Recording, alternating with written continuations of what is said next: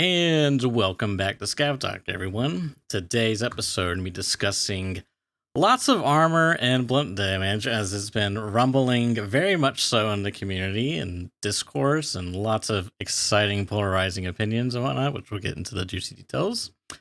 Also, we'll be talking about quest progression, how it's changed in 14.0. I personally think for the better. There's a lot of interesting things discussed there that I've been experimenting with. I'm sure you have as well. And maybe we'll talk about some guns here and there that I've been messing with. I'm sure Giga's got some stuff. And yeah, just kind of general white progression. Some of the things we've been dabbling into. So where are you now? Level check. Where's Level the progress? Let's see. I'm 35. Okay. 66. We're tracking pretty well. Okay, yeah. I think you pulled ahead a bit last time. I'm back to 32, so we're kind of, we're close. We're relatively close, which is good. Slowing down a bit, but oh yeah, for sure. I think like once you get past level 30, I mean, I still actually have quite a lot of quests to do that are like relatively high XP, but I've been ignoring various ones or not doing others, and I don't know. I like setup, for example. I wanted to complete that early, even though like it's an important one. It does lock other stuff behind it for XP and whatever, but if you're like doing pure XP per time, it might not necessarily be like the best quest to do on its own. So I don't know, but like yes, but that one just gets progressively harder as you wait, right? And I think I talked to you about this like a minute before we started. Like there's certain things I've just decided that I'm not going to do. At least for now, I've decided I'm just not going to do them. Like Shoot Born in Heaven, I'm just probably not going to do that quest because you have to use a bolty. Like I kind of don't mind getting through like Tarkov Shooter a little bit, although I'm stuck on part 4 now, which is the new one that replaces the sniping bit. You don't have to get to level 3 sniper anymore. You now have to kill 5 PMCs over 80 meters with a bolty. Like this is a better quest. I think so. I am incapable of completing it. It's a better quest, but I suck. So there's that. My Hail Mary for this thing is I've now crafted a stack of 100 APMs, and I'm just going to be hoping for the one tap on random people. I mean, it's not gonna happen because over 80 meters and then through class 3, I'm not sure whether it will still. Well, it's like go through. Honestly, it's like you have to. I mean, on that you're banking on. I'm assuming hitting the soft armor, right? Yeah, definitely. Which is like it's like even worse, Giga. That's not that bad though. That's like head, neck, anywhere around, like anywhere that's not the plate, like side on, like through the chest bit. You could, I wonder if no, I don't think it would. I think there's probably too much reduction. But I was like, I wonder if APM could go through the arm and kill to the chest. It's definitely over the pen threshold that we tested previously because it's 42 pen with 90 damage. So it will definitely go through the arm and into the chest if it's behind, which is good. But whether it will kill them, I mean, I think that's unlikely. But I don't know. But like 80 meters is kind of okay for the VPO at least. But I don't know. I'm just trying brainstorming because I keep putting the crosshair on people and I keep clicking the button and then they don't die. And then I go afterwards, and I check. I'm just like, was it a zeroing thing? Were they too far away? Like, am I, I like move the mouse slightly too much just at the last minute. I'm like clicking the mouse, but I'm like moving it slightly by a pixel or two and like missing their head by literally like fractions of like, I'm just like, oh, I got so frustrated. It's like my crosshair is like off their head by like 2 pixels or something, or they're like running and I've like misjudged the lead and stuff. That's stuff like tricky. I'm just bad. Like there's the combination of all these things. I've managed to get one so far, and that was from the sniper tower near on Shoreline, near to like the old CCP temp, railway extract and like road to customs. There's like that. There's that tower in the middle of the road. I was in that, and I was camping an airdrop because that was what I was trying to do barbed wire, funnily enough. And I got tempted across by the airdrop. So I was like, oh, well, I had a bolty with me. So I was like, maybe I'll just get a headshot or, and or kill somebody who's trying to get the box. And there were 2 dudes who ended up like coming in. I did end up missing the first one and like not killing them. And then I waited and they came down onto the road and one guy was like creeping real slow and I managed to shoot him with like a suppressed Mosin from the sniper tower and was like, yay. But other than that, I've just been completely like unable to get any kills for that quest. So, but other than that, like I've been just doing like a random mix of stuff. I haven't really. People ask me now like what my favorite map is, and I'm not really even sure anymore because I'm so like map agnostic at this point. Like, yeah, if I need to play customs, I'll play custom. But I don't really feel like mega comfortable anywhere either now. Like particularly, it's like it's weird. It's very strange at the minute. But yeah. Well, like what are you actively working on right now? Well, we were trying to power through to car service, car repair, the one where you gotta Oh kill yeah. Kaban and get the key. Which one of my buddies, he's there. I got to do like one or two more quests on Shoreline. I think it's like Cargo X, 3 or 4, or 2 or 3, and then there's 4 on Lighthouse.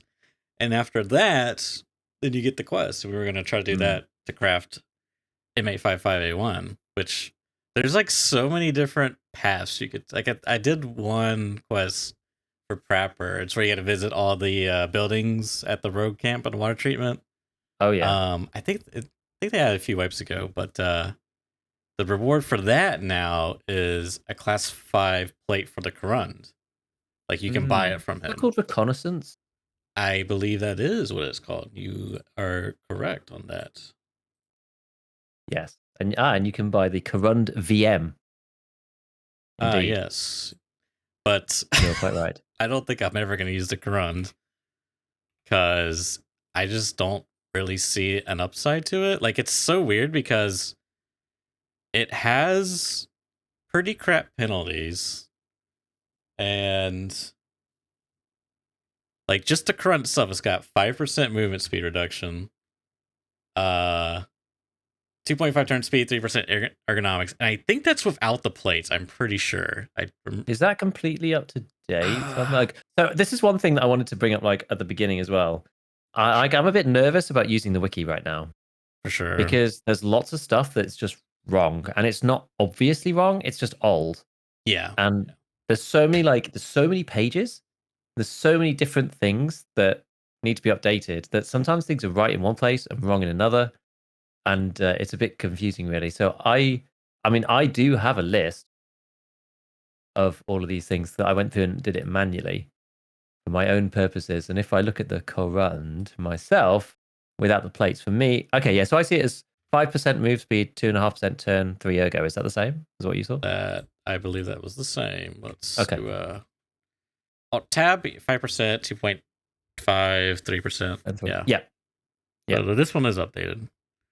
But like, and in the plates themselves, they were like, so yeah, this is the thing, right? This is the thing that I didn't get, and we're kind of going off track, but it's fine. It's fine. Let's see if I find one here. It's empty. So yeah, it's like 40 chests, and this is all class 2 Aramid, right? That's the big problem with the Korund. Yeah, it's class like, 2 now. Yeah, it's class 2, and then like the front and back have less durability than something like the I guess the 6B. Grab that one. I gotta do like 6B13, don't I? Actually, there's one right there.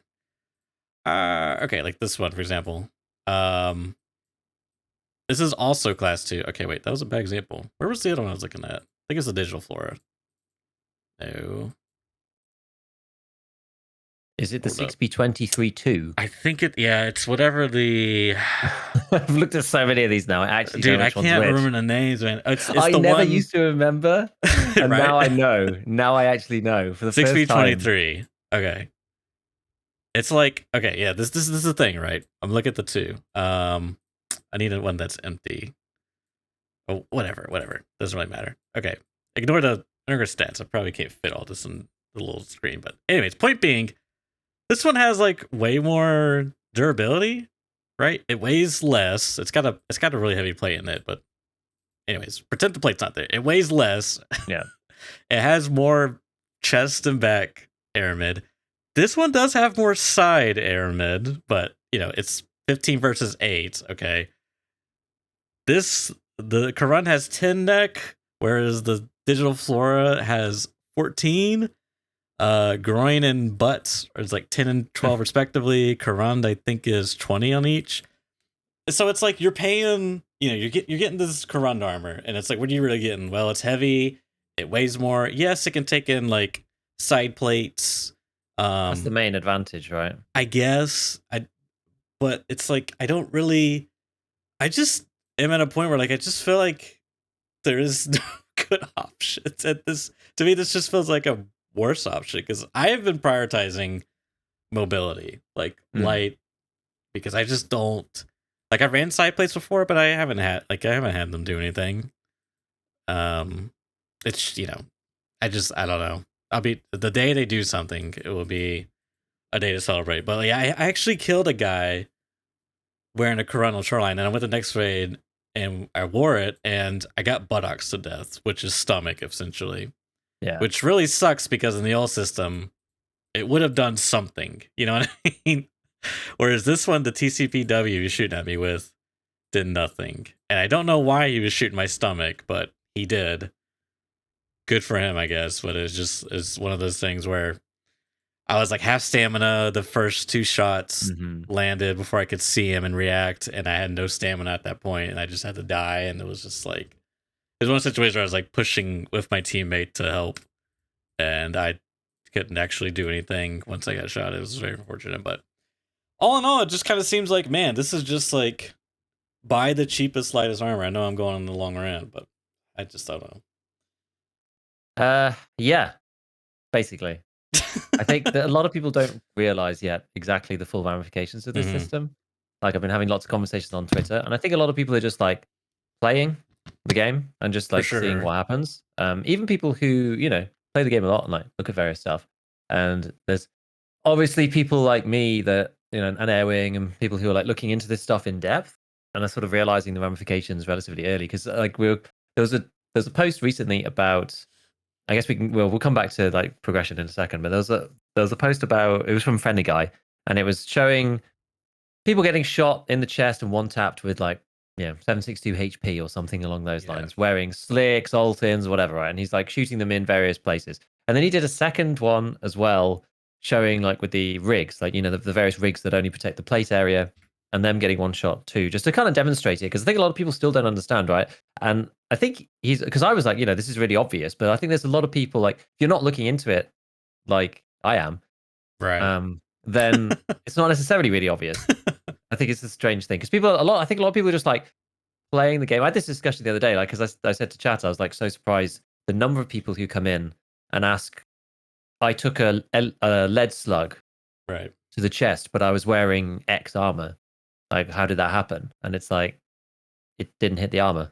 That's basically it. Or it penned the class 2. It's class 2, like, and that's that, right? Like, there's lots of areas of the chest. Like, and the number of questions I get on that show that a lot of people still just don't understand this.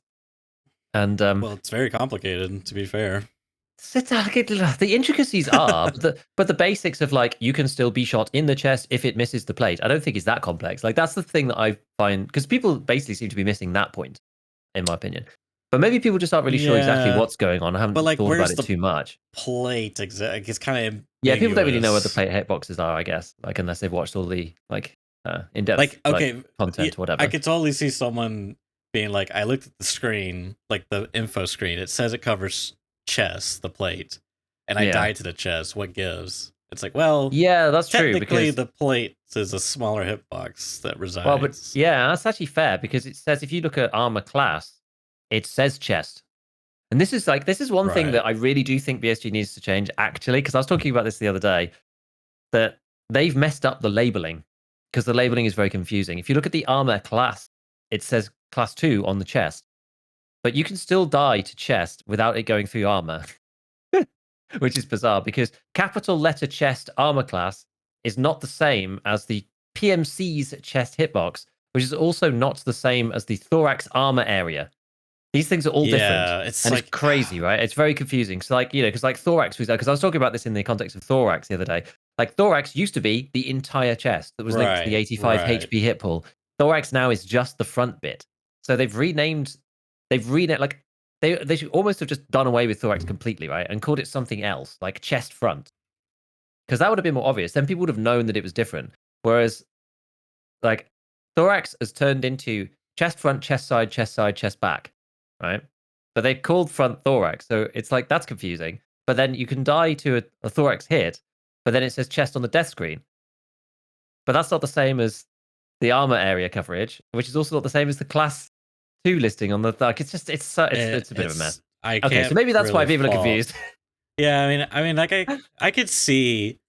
I just don't think it's like the most clearest thing in the world. Like, even here, which you're basically referring to, it's just like, you go to armor areas, it says thorax, and in armor class, it's like a little bit more broken down. Like, chest is 2, front plate is 4, but like, you know what I mean? Like, where's the front plate in this? I can't, you know what I mean? Like, where is it? what's actually covering here?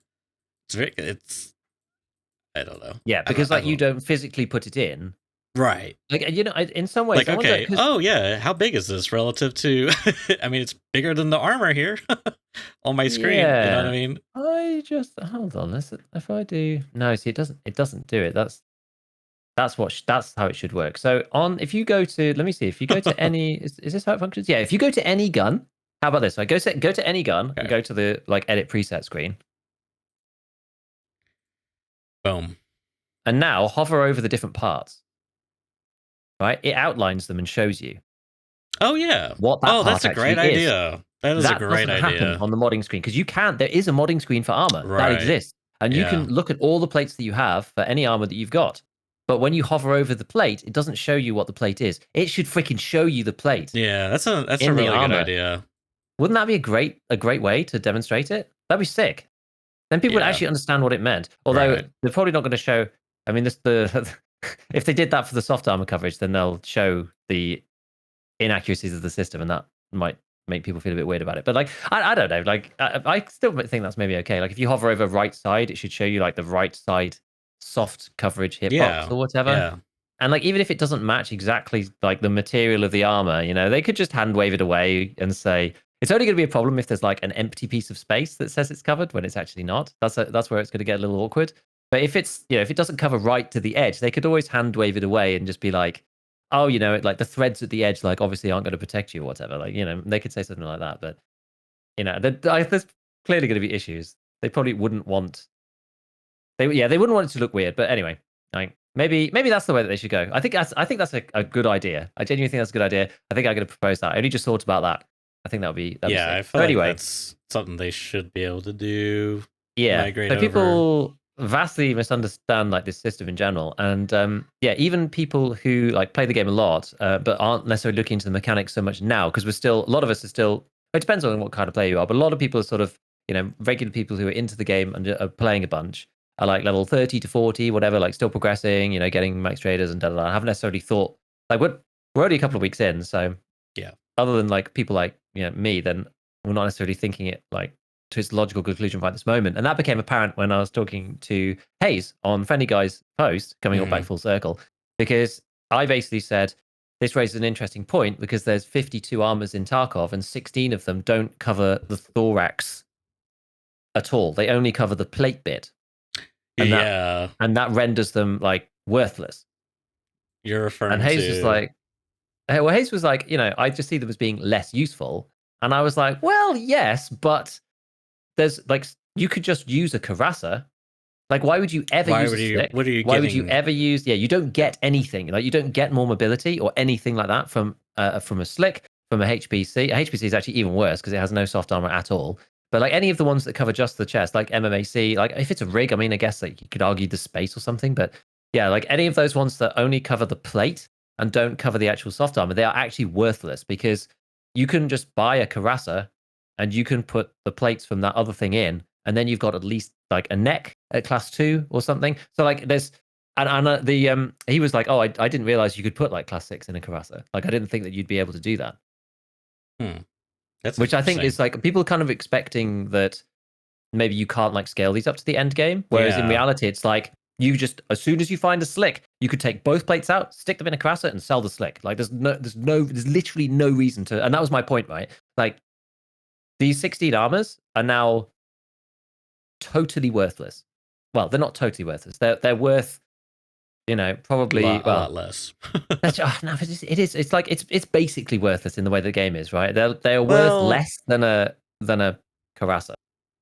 I mean, if I was going to sell you on the slick, I would say having class 3, 50 chest, 50 back is, you know, better than a Thor that only has 20 front and back, and it's probably slightly lighter, but I don't know that for sure. But even then, it's like the Thor can take side plates, and it also has side protection, and as you told me earlier, Airman's like extremely durable. Like not only is it repair well, it is extremely durable. And they also increase the durability of all the armor types. So it's even more durable. Like I don't even know the map. I hate it when they take these like perfectly round numbers like 80%, 60%. And they're like, we're going to multiply everything by 33%. It's like, no, these numbers, they were perfect before. Yeah, the destructibility table is a bit of a mess now. Yeah. I hate on that basis. awful. You have to just like do it yourself at this point. But yeah, there's a lot of people who are confused about various things. I mean, I guess like while we're on the topic, we may as well play the clip that you were showing me earlier. Oh God. Because this is precisely related. Yeah. This is Church having a skill issue on reserve. we're going for that one. Okay. We may as well because I've already looked at it. So I mean, it is indeed a skill issue. Now I don't know if we can. Is this the right one? Oh yes, it is. Okay. I might. This looks quite a lot further back. Yeah, I'll fast forward in a second. Let me. Let's just do split capture. I think that'd be easier. All right. Get our end frame. The finest of technologies. Now, the worst part about this clip is that Church likes his immersion. So he doesn't like having his PMC like health pool on the top left, which makes debugging these situations extremely hard because you can't actually see what Church's HP is.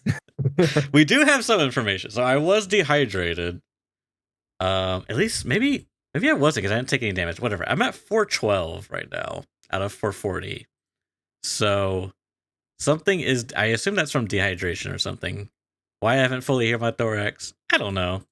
Anywho, we'll skip ahead. So I think so there's these scavs here. I'm basically, for the audio listeners, I'm inside the water treatment plant at the helicopter, planting my objective. I already done it. The scav yells at me. He's like outside of the water treatment area ring, whatever this stuff is. He shoots me with his AK. My thorax is like went from gray to like a slight pink hue, but I'm fine. I heal. Don't like full heal, but I press the button once. I cancel it. I do another heal. This one only takes like a couple of points, 4 points. So I'm assuming my thorax is full, but we'll never know. Actually, you know what? You could tell. Oh yeah, no, because we don't know what the thorax goes down to, do we? I was going to say we could tell from where the AFAC starts and ends as to how much it heals, but yeah, we don't know how much you actually took because we don't know what it started at, and we don't really know how much blunt damage you took either. I mean, well, yeah. I mean, I best we could assume like whatever 412 will be divvied up evenly across the parts. I don't know. It's got to be like 2 damage. Was it purely dehydration, you think? Yeah, that was the only damage I took at the end of the raid. Okay, so it's 28. It's 28 points times 85 over 440, which is 5.4. So your thorax should have been on 79 to begin with. Okay. So presumably I healed it. Anyways, so I move up. I'm leaving the treatment, trying to figure out what the scav's doing. He yells at me. He's behind a dumpster. I'm missing all my shots. I'm moving. I'm being the gamer, and I get one tapped. And then we move to the screen. I thought I got hit eyes, which I was, upset at, but I think I'm more upset. It says chest. What the heck, man? Yeah, my armor did nothing? Basically, chest, and you took a blunt damage shot. So, okay, so this is actually an important point that we talked about, which you didn't realize, right? Which is interesting. So it does actually say 545 FMJ blunt HP on the death screen. Sorry, HP 545 HP blunt damage, and the fact that it appears on the death screen means that Church didn't heal it completely. Right. Because if you heal your thorax fully, the bullet doesn't show. Like if a limb goes back to 100%, like if any body part goes back to 100%, it then doesn't show damage anymore on that body part. So like if you get dinged in the head and then you take like 3 blunt damage or whatever, and then you heal it back up, like you won't ever find out what that bullet was. It's only if you don't heal it completely and then you die with like 1 health missing or something, then it'll show you that you actually took a round. And what that bullet was, which is, sometimes I'm like in raid, I'm just like, oh, it's unfortunate. We'll never find out what that is because I'm going to heal it back to full. So that shows that you didn't heal it back to full completely. And then the other one says Grizzly Slug, but it doesn't say blunt. It's just Grizzly Slug. Yeah. So there might be something weird going on with the death screen, but I'm not sure. We're just going to take it at face value for the time being. So Grizzly Slug to the chest basically means that either you got clipped in a thorax side hitbox that wasn't armpit. Right. I do believe that that's possible. or it went through the aramid, it penned through the aramid and just killed you outright. Now, as we were saying previously, the Grizzly Slug's not actually that likely to do that, to be honest. So maybe just hit you in a random hitbox. Because soft armor works the same way as the old system. So we can be relatively confident that these things, make sense. Once you've adjusted for the changes that they made to, a few different bits and pieces, it's just some numbers. Otherwise, it sort of makes sense. So the Grizzly Slug should really only have like a 20% pen chance to get through class 2, because it's only 12 pen. It's not a lot. But if it does, it'll deal 114 damage and you'll die. Oh, this is interesting, though. Sorry, I just wanted to check this. 545 by 39 FMJ is 24 pen. Then you said it's HP, though. You said Oh, I was said it it was HP? FMJ. That was my bad. Okay. You corrected me. Never mind. Okay. What Okay. did you so on the AFAC, when you start using the AFAC, what is its points and what is it at the end? Yeah, Now I want to know this. All right, so that's too far forward. I don't actually know the controls for VLC. I feel like I should. Oh, yeah. All right, so it's at What does it start at? 196 out of 400. Okay. This is before the heal. 196. And then what does it end up at once you've done It's like your like some second heal? CSI crime scene investigate. Yeah, I know. So I heal that at 196. It goes down to, is that 188? I think that is. You heal again though, don't you? Yeah, I heal again. So we go from 188 to, come on, past church. Press the button. 188 to 184. Oh, you really didn't heal a lot. No. You only healed 12. Yes. Not that it really matters, actually, I don't think, in this particular case. But 545 HP to a Karasa should deal about 14. Maybe that's why, because it deals about 14-ish blunt damage to a Karasa. But you had 6 points of damage already, so you probably had like 20 damage on your thorax. Yeah. Total, and then you healed up 12 of it, I think. Something along those lines. But either which way, it seems, yeah, because it didn't get completely healed, because otherwise it wouldn't show up on the end screen. But either way, it doesn't really matter, because a Grizzly Slug at that higher HP, I don't think it would kill you with blunt, according to my calculations, which I haven't tested. But I think they're right, or they're right enough. It would only deal 41 blunt damage, which I mean is a hell of a lot, right? In fairness, that's a lot. But I don't think it would kill you. So I think it's either penned the level 2 and killed you like that, or it's just hit you, in some stupid hitbox that you can't defend against, and is also counted as chest, because you can get that. Yeah. Yes. I And mean, as per what chat is saying, I do definitely think that they need to add more stuff as to like why you died, how you died, what actually happened. Like, did it go through armor first? That kind of stuff. Or like, as someone else mentioned, maybe like a marker, like exactly where it hit you on your hitbox or something. Like, where was the kill shot? Yeah, that kind of thing. Don't know. Like something, just more information. It would be nice. I don't know if that's something they want to prioritize personally. Like, I don't know. But it would absolutely be nice. Yeah. I have another clip. This time I got armpitted. Now this one's really frustrating. If you would like to see, would you like to see? Yes. Okay. There's obviously less to talk about if you get armpitted, because it's more obvious what happened. Well, I don't think this is it. No. I believe this is it. Yep. Okay. Bear with me while I resize. Okay. So let's fast forward here. What's happening on this one? Yeah, we're in Lighthouse. We're in the road camp. I mean, we taken like the entire raid to get in there because we gotta go. My buddy's got to visit the buildings. I'm just kind of like sniping. I ended up shooting at this PMC that shot at him. I also had a skill issue not killing this guy. I think actually, you know what it is? You know what's crazy about sniping? I'm gonna go on tangent real quick. Is like you gotta hit the head, dude. Like center mass just does not work. Like they just take no damage. Like we'll see at the end screen. Exactly. Unless you're shooting like Lapua FMJ, where they're gonna die in one shot. Like, I don't even know if they will, because can't you just like tank that stuff? With the armor plates you can. Yeah, with plates you can. Yeah, that's what I mean. All right, so I'm running to catch up with him. He's killed the PMC. There's 5 minutes, 40 minutes. Sorry, 5 minutes and 43 seconds left in the raid. I'm like at building 1, the left building, running towards the road. There's a scav yelling at me. I have a rogue AK. No idea what's in there. I'm tapping. He will not die. I sprint, run away. Oh, I heal. And he hits me twice, and I die with my back basically turned towards him. I guess looking at now, when I cut this angle here, I'm healing, right? I'm clotting the blood, so like my left arm is angled a bit. So like in theory, he could hit like my left rear shoulder.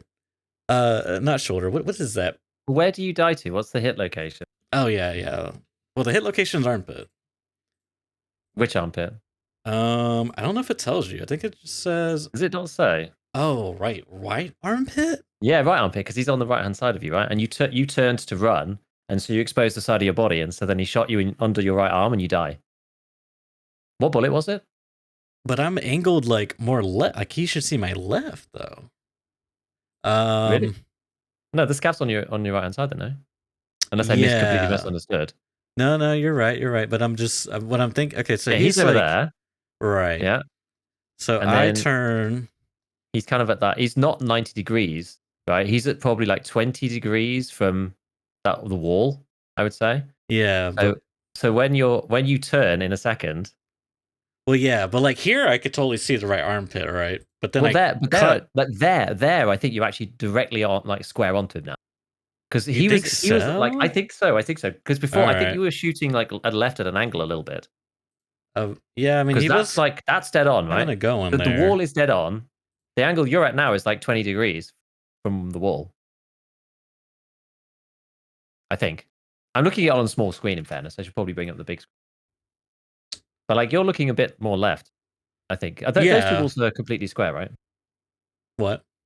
Those two, the wall on the right and the wall behind you, I think they're completely square. Yes. If I remember correctly. Yes. So he's moving right to left. As you turn. Yeah, I mean, he's probably like 20, 25 degrees. Anyway, I mean, it doesn't really matter, right? He was in a 45-degree arc away from your right armpit, so he can shoot it very, very easily. Like, okay, here I'm like pretty much straight, right? Running back facing the building. Okay. So like definitely my right armpit should be exposed, right? Yeah. But then I cut right slightly, so now it should be even more like a clear shot to the side, right?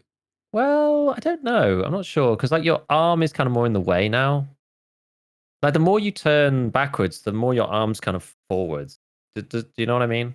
The more you turn backwards, the more your arms are forward. Yeah. Like you'd have a clearer shot, I guess is what you're saying. Yeah, because you could shoot under the arm more easily if like it's even being square on is not necessarily the best, I suppose.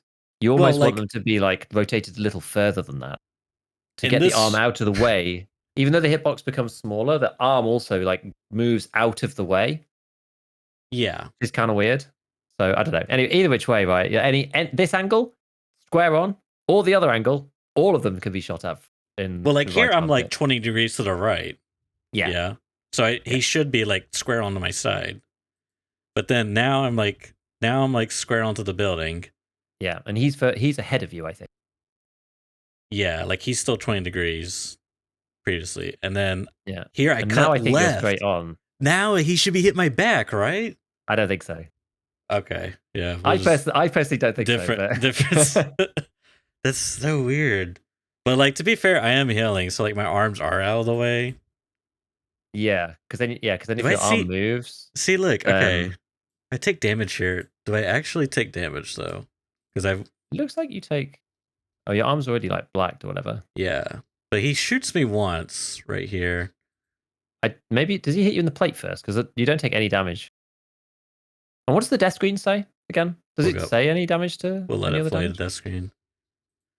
Yeah, he hit me twice because I yell like, and then and you see aim punch as well. Like when you take damage to the plate, you see aim punch. Nothing is reported on the death screen. Oh, interesting. So he nothing gets reported on the death screen for a plate shot because you don't take any actual damage. Thorax right armpit. Wait a minute. Is that different than other armpits people have gotten? I don't think so. I think that's the same. Okay. I don't know whether you can get. Is that all that it says? Thorax right armpit. I've actually not been armpitted that much. I think this is my first time, if I'm not mistaken, or maybe my second. And it's all my deaths like this have been from scavs. Unfortunately, I did not make it to the medical screen because I was probably so triggered. I was so triggered, dude. Like honestly, if I was not playing with my friends, I would have logged off, and I don't know what else I would have done. Yeah. No, it's Probably write annoying. angry blog pros. I don't know.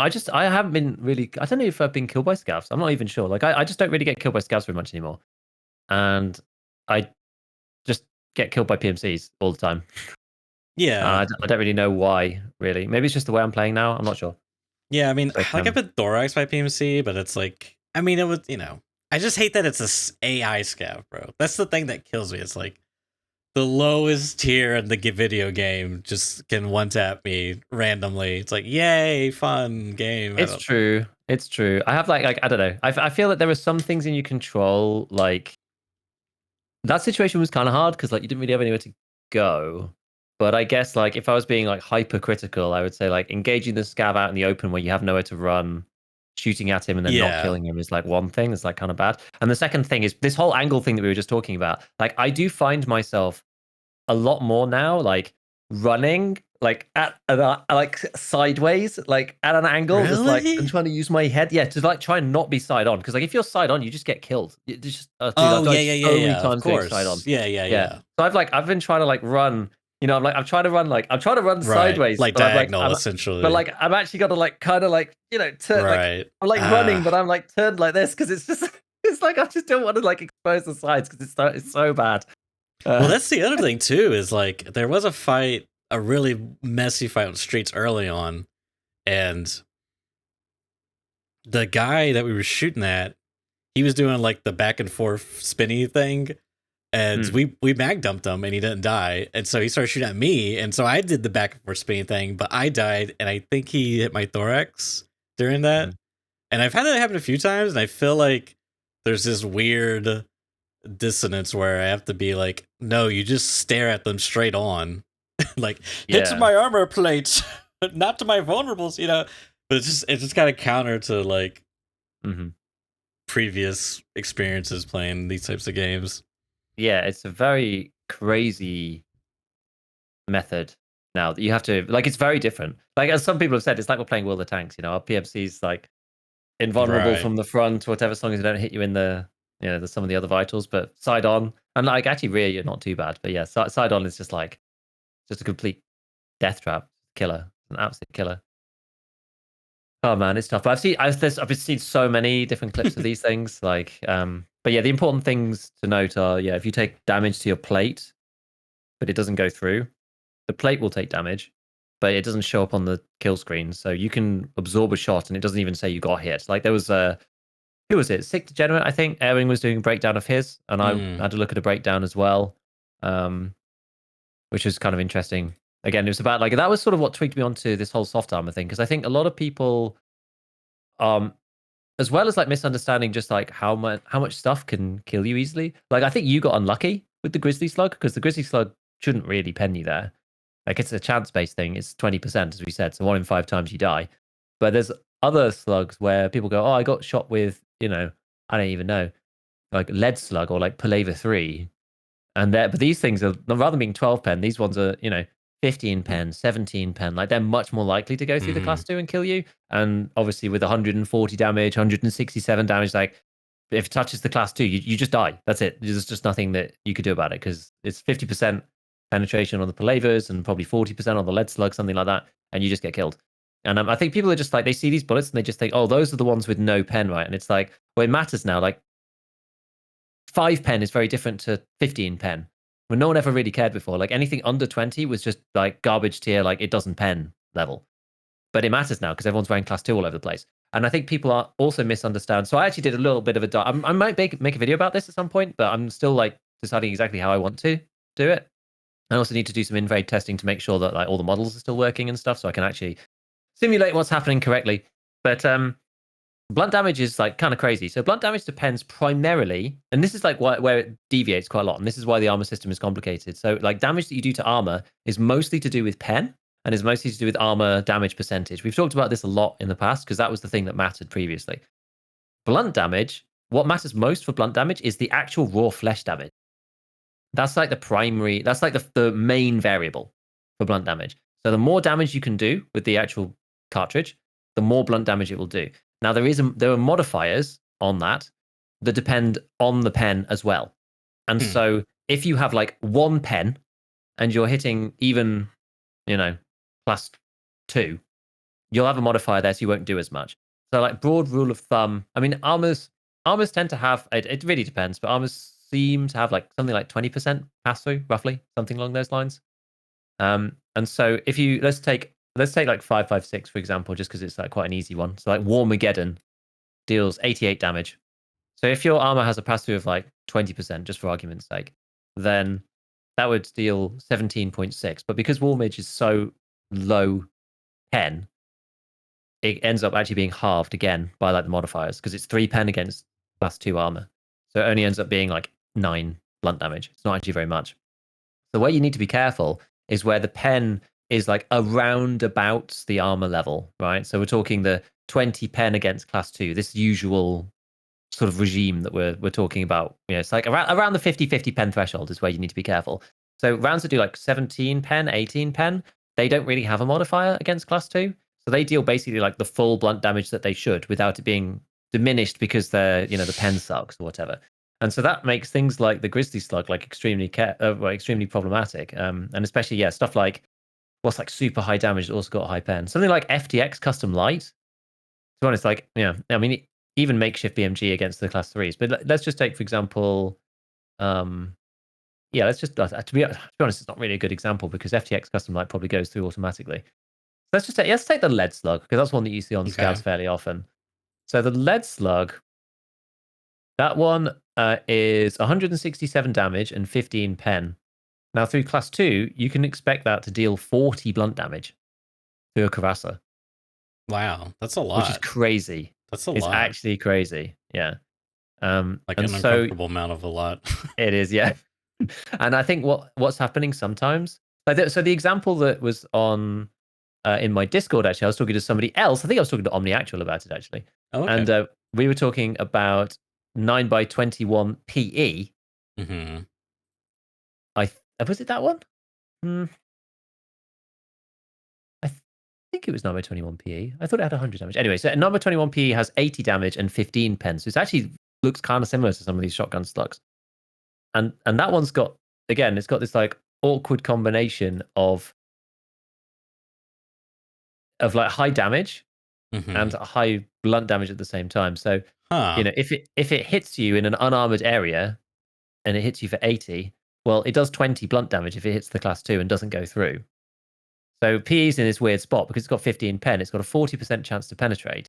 Dang. If it does, it'll hit you for 48. If it hits unarmored, it'll hit you for 80. And if it doesn't go through the class 2, it'll deal 20, which is weird. So if you get hit in the side in an unarmored area and then 1 blunt damage, like basically if it then touches the armor anywhere, you die, even if it doesn't go through, which is kind of nuts. It's like lots of these like weird situations, right, that are like so the blunt damage is like so high, and we've never seen these bullets being used against class 2 ever before, because no one ever used to use these armors, and no one ever used to use these bullets, right? Like these bullets strictly suck against anything else. Like if you're wearing the Ulay, for example, the class 4 Ulay, PE will do like 5 blunt damage to you because of the pen difference, so which is like kind of nutty. It only matters really for these class 2s, so you think that they're protecting you, but they're actually not, or not as much as you might think anyway. So yeah, like PE can kill you with a pen shot of 48 and then 2 blunt damage hits. So with 40% pen, just three shots and you die, even though you saved 2 out of 3 of them with the class 2 on, which is nuts.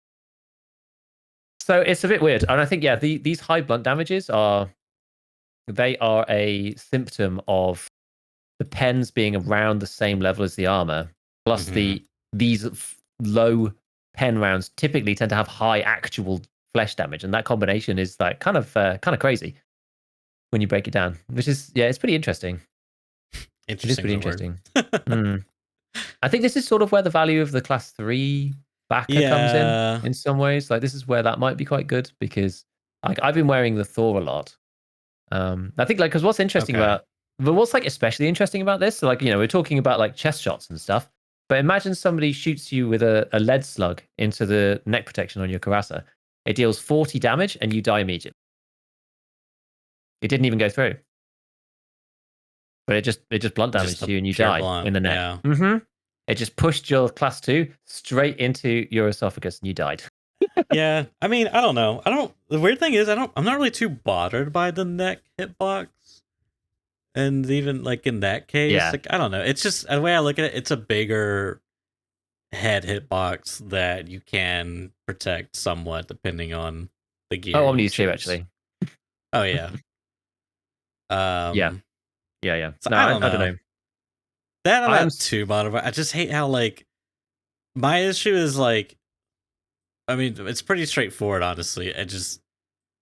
I'm more of the I like the more quote unquote more skill based challenging where you go for the head, you know. Like, it's kind of weird in the context of Tarkov because we went from like a meta where if you grinded enough, and it's kind of like evolved a lot because even back in the day, you could literally just hit level 10 and grind and then buy M61s in the Hunter. Remember those days? Yeah. But basically, if you grind enough, you could just shoot your rubles at someone and win, right? Like, it didn't really matter where you shot them. Mm-hmm. You know, thorax is like kind of where you wanted to go. Whereas, you know, kind of before 12, 14.0, it was like, it's kind of like a halfway house where like you had to, like, the grind was much longer. You know, you had to grind like very long to get some of these ammos. I guess Peacekeeper 2 was a little he had a pretty good start, but anyways, but you still had like class 5 armors. Like Korund was like everywhere, right? Like once you got Prepper, was it Prepper 3?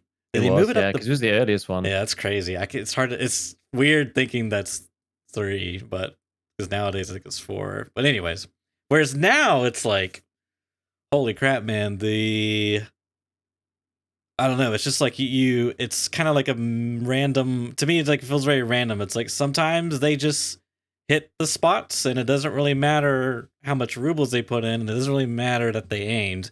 Because the other part too, that's with the recoil is like, it's low.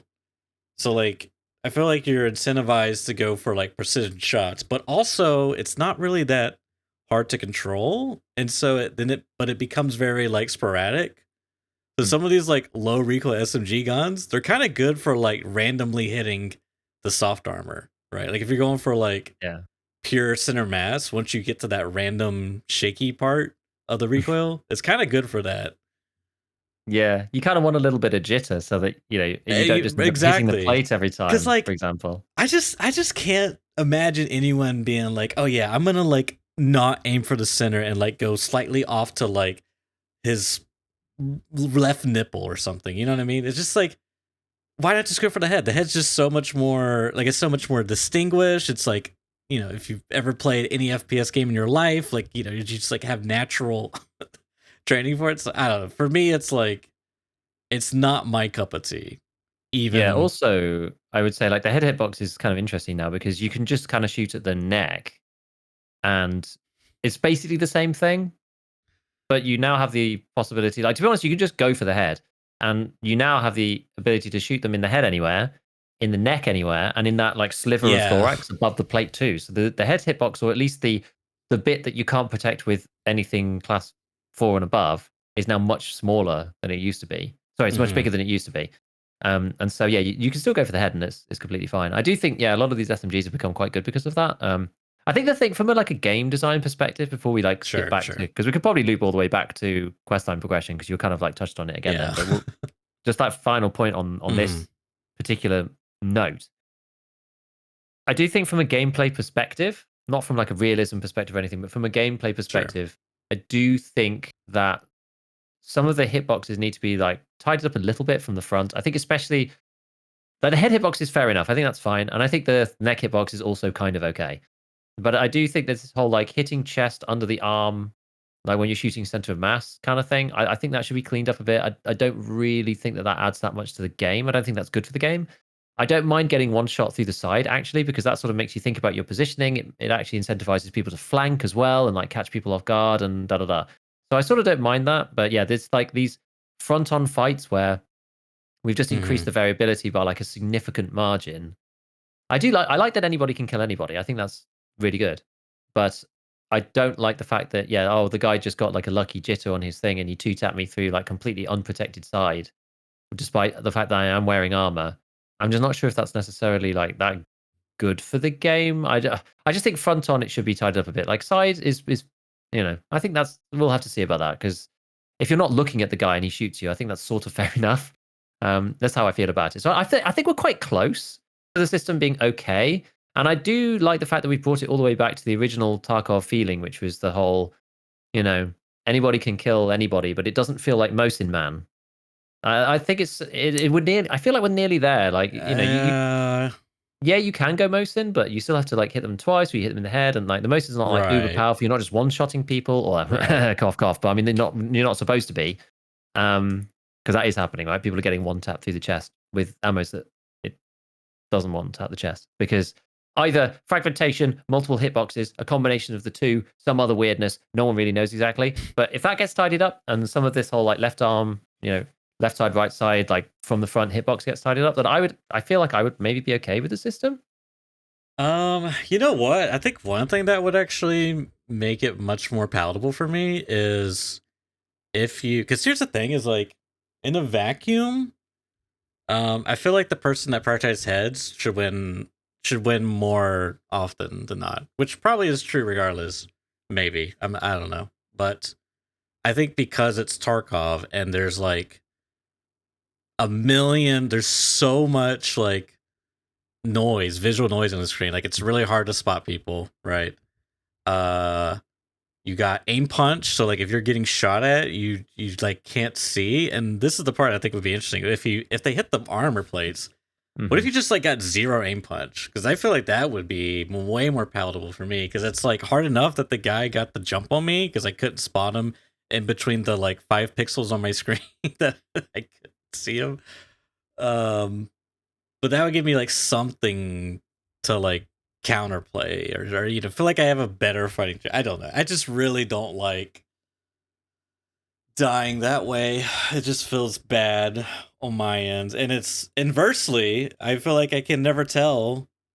If I actually like. When are you ever gonna feel like you shot him and you like? Oh yeah, he died. So I guess you kind of feel like that now because I can tell when I'm hitting someone's plates because they just fucking tank. Like scavs especially. Yeah. Oh my god! Like holy heck! Do not hit their plates, whatever you do. Mm-hmm. Now, yeah, I've had a couple of situations like that as well. There was one guy who I don't remember what weapon I had. Oh no, I had the shotgun. I had the Piranha 153, Oh yeah, and yeah. I blasted this guy on his way into Fortress, and I was not that far away, but I was. Imagine the section of Fortress that faces dorms, the one with the big grenade launcher on it. He was running into the ground floor of that, and I was kind of behind him in that sort of open. It's not really open, but that sort of scrubland area. I think there's like a discarded like tray, like container or something in the middle of that. It's just a bit between Fortress and the rest of like the constructiony sort of skeletony section. Yeah. I was there like tracking him, and he like ran into Fortress, and I crested over that little hill in the sort of like wasteland bit. Mhm. And from that distance, I went like bang, bang with the piranha, and he just folded.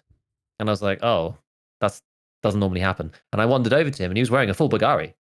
And I was like, oh, okay. I guess I must have shot him in the side of the thorax, Right. I guess. Because he was running like from my perspective, he was running right to left, but also into the buildings. He was running like Mhm. 45 degrees away from me. So I must have caught him in the chest area with like Mhm. four darts. Um, or the back of the neck, something like that. Because piranha, they only do 25 each, so you have to hit them 4 times Or in the you unprotected thorax for them to die. got some blunt damage? Or does that I one don't not have actually. any? Well, the piranha. No, the armor does not have any. I don't know what the Oh, I Ana. guess it would. Yeah, I guess piranha versus the Bagari. Like Bagari is also another class 2. Like these Oh, crappy class 5s, they ended up with like class 2. yeah, So it's hard to piranha remember this probably just went stuff. through. So piranha should just pen. Okay, yeah, Because maybe. it has It's on 20, the edge. what is it, 25, is it 24 pen, so it's got a Oh, okay, 96% chance of yeah. going through class 2. So the soft armor was just, like, not useful at all, and I think it would have only done, 19. So yeah, it would have done 19 rather than 25. But needless to say, they died in 2 shots wearing a full class 5 armor, and so it is surprising because you go, oh well, I clearly didn't shoot the class 5, because he just literally folded over, which is always quite surprising. But yeah, I mean, you can definitely tell. You can definitely tell. What we were going to talk about, unless you have you got anything else to say on this, or should we loop back? No, just that I don't like the system. It's not my cup of tea. That's it. I understand people like it.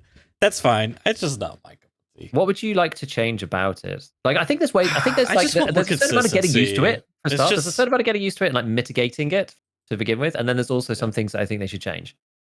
Yeah, I mean, for me, it's just a consistency thing. Like, I hate to like sound so elitist or whatever, but it's just I simply just want things to be more consistent, and for me to be like, you know what, he did a good play type of thing, versus like, damn, did he get lucky? Probably. I don't know.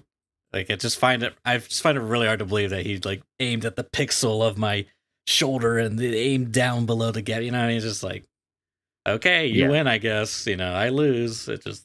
And to me, it's a more casual, like from a gameplay overview. For me, it's a bit more casual because it's like you're rolling the dice a bit more. Which I think favors more casual players, which may be a good thing for Tarkov. I don't know. And maybe people like it for that. Sure, but for me, it's just not my cup of tea. That's it. So I just had to be more consistent somehow. I kind of like a mixture of what you were saying. Like you have the Korund, or sorry, you have like the sides. Like keep the sides how they are. I suppose I kind of like that idea. But I also like just doing something to where like if they hit the plates, like you don't get the aim punch. Like there's just so much like the aim punch, which they have. A mutual friend was testing aim punch, and they seem to have possibly made it where your head and gun are no longer just disjointed. So like if previously, like you remember that one clip from Desmond where like he got hit, he was running like to Gillen, like his gun went to the right and his head went to the left. Well, this looks like it's all one, like it's in sync, like they go the same direction potentially. But anyways, yeah. No, I think there's a few things they can do. I mean, there's a lot of people talking. I've seen ideas about the way that the vitals aren't implemented correctly, right? They've implemented armor hitboxes realistically, but they haven't implemented vitals. So a grazing shot through the ribs, obviously not a great thing to be on the receiving end of, but it's quite different to getting shot through your heart. But that's not implemented. And plates are the size they are because you won't necessarily instantly die if you get shot wherever. I've seen lots of different conversations with people around, I know virtually nothing about this, because I've never been in the military and I've not done any training like that. But lots of people talking about, if you get shot in the lung, obviously it's a very bad thing to have happen. Yeah. But like, if you've got competent teammates with you, then, you could potentially put on like whatever like cover thing you can like seal the wounds and stuff for the lungs, so you can keep like at least you can sort of function in some way. Like if you get shot in the heart, you die, right? And so but in Tarkov, you take like a shot up in the upper shoulder that's like inside and closer to in the collarbone or something, like that's just instant death in Tarkov. So we've got like realistic hitboxes, but vitals aren't modeled at all. And so lots of people have been discussing that potentially, like having these sort of, another hitbox internally, like you have 2 chest hitboxes, like a middle one and an outer one. And that there's like that it's distinguished between the 2. I don't know if that's the answer, making it more complicated, simply because I'm already concerned about the way that it is right now. But like that was like, I only wanted to bring that up because I've seen a lot of people talking about it. So it's like, it's an interesting one to consider. So I don't really know. It's hard. I'm not really sure exactly what they could do. Either like, make the armor a bit bigger than is realistic to compensate for the fact that they don't want to increase. Like, I think that would be a valid argument, right? It's like, oh, we want it to be like realistic, but at the same time, like we're not going to realistically implement vitals. So we're going to increase the size of the hitboxes increase the size of the armor hitboxes to kind of simulate that in some sense. I feel like that would be a reasonable thing to say. I do think that I don't really know why they made the arm hitboxes smaller. I don't think that you should be able to just get two tapped in the side through the arm model. I mean, people maybe were complaining about arms absorbing lots of damage or whatever, but like it's just a bit weird to me that that's a thing. I never really thought that was a big problem. Arms So being yeah, too I mean, big. yeah, arms being too big and not being able to be shot through, because they already made it so that when they're blacked, I think they get automatically shot through. I mean, I never tested it, but they said they did. Interesting. Because people were complaining about arms. Because people were complaining about the situation where your arm gets blacked, but then you continue to only distribute radial damage through the body every time it Right. gets shot, as opposed to like it just going through and hitting the chest behind. Like once you've blacked the arm, you should just be able to shoot straight through and hit their chest, which I think was the way it was before. But then now they've changed it so the arms hitbox are even smaller. Now you can just shoot completely through the model and hit somebody in the side of the chest, which with the new system is pretty suck because they've only got like. Well, they may not actually have anything under there. You can hit the armpit. Like Erwing's shown this. You can hit the armpit hitbox through, like via the arm model without interacting with the arm. Like the model Yeah. is physically It's- present on the screen, but the hitbox is not the same as the model, and you can hit somebody in the unprotected chest with it. Even if you're wearing like whatever, like a Zabralo or something, you can still hit someone in the armpit from the front when they're ADS, which I think is bad. But like, there is also, on the other hand, for me, it's like if you're going to make it more like anybody can win, then you are going to increase the variance in the game as well. It's like a natural downside to changing that system. Like if you want to make it Right. purely skill based, Which then you have the Tarkov of yore, which is that the more skilled players have the better gear, and they're also better because they're better players because they play more and they're better bullets, better guns, they're better with those guns. It's just like the whole thing is the virtuous circle versus the the vicious circle kind of situation. So that's the thing. In principle, I don't mind, but obviously don't really like the increased variance. But I feel like if we can mitigate that, then maybe it'll all come together because like recoil has already made it more skill based, but the armor makes it more variable. But then if we can make the armor more consistent but keep the recoil, then maybe it'll be better in general. I don't know. it's yeah. I mean, it's kind of. I don't think Tarkov should or is trying to be, and I don't think it should be like a skill based game. No, Like not purely, specifically. Yeah. like yeah. But it's just where do you draw the line on these things? That's the tough part, right? Yeah. So after that detour again, in terms of progressions, you touched on this previously, right? We're going to circle all the way back to the Korund VM plate, the class 5 plate that you can get after doing reconnaissance. Now, this patch has been really complicated for this, and I still don't really know what the answer is at the moment, because this is one where getting levels actually does really help. Because normally you can just look at the fleet and it tells you what trade levels you need to get various things, and that's that. But now, because it says, you can't get this item because it is quest locked, and you go, huh, what quest is that? Right. Now, basically everything is locked behind quests. The one that's even more insidious is like the Lavatory 3 crafts, because there's just no way of seeing them at all. Yeah. And on a lot of the quests, it's really irritating because you can't even see. And this is something that does annoy me. You can't see like the path to progression because it says like, oh, and you get an unknown reward as part of the quest as well, and it's like something important. So you can't really even decide. And what's the point of having that, right? You can go to the wiki and look it up. Although that being said, as I said, I don't really trust the wiki necessarily because like the wiki's kind of all over the place because it's so much more complicated this wipe as well. So I don't blame them. Like it's hard because I'm struggling too, trying to figure out like how the hell do you get class 5 armor? I'm level 32. I have Ragman 3. I have all the traders at level 3, and I don't have the ability to buy class 5. Yeah. You've found this quest, right, reconnaissance, where you can get the Korund front for class 5. I currently don't have any. And I'm thinking like, man, where is this stuff? And I'm looking through the various things, and it's like, oh, this plate, quest locked. This plate, quest locked. That plate, quest locked. This armor, quest locked. It's like very difficult to figure out. And then I have to like go to the wiki. I'm like, is this the one from last wipe, or is this the one from the new wipe? And I'm like looking through Discords, being like, is there a screenshot? Like asking random people who are high level, being like, where does this unlock? Where does this unlock? Where does this unlock? It's just like, it's a pain. The one thing that people seem to have figured out, which is kind of cool, well, sort of, it's a double-edged sword, like everything, is that you can access class 5 armor pretty regularly once you get through the So It Good quests. Because after you've got through So It Good, then you could do Living High. And so Living High Part 1 comes after So It Good Part 3, which is irritatingly the Zabralo one. But once you've done So It Good 1, you can then barter for the Gen 4 mobility at Ragman 4. But more importantly, after So It Good Part 2, you can then craft the Ars Armor CPC at laboratory level 3. Kind of interesting. And the crafts for a lot of these armors, there's another one as well. I think there's one. I think maybe there's one for the HPC. The crafts for these armors is like one GAC 3S 15M ballistic plate. I have no idea if I'm pronouncing that right. Probably not. Is that GAC? Is that global? Is that global armor company? It must be, because there's another one called Global's Armor, something like that. Anyway, so you using one plate and then 7 hours and like a bunch of other materials, mostly textiles, you get an Ars Armor CPC, which comes with two GAC 3S15M plates. So you can basically like bootstrap your way up. Like once you find one of the plates, you can make more of them in the lavatory, which is pretty interesting. Which one's that one? I see you've got a Tech craft up. This is so a good part 4. What was the one you were talking about? I'm sorry, I got lost in the sauce. I was talking about Living High is Not a Crime 2.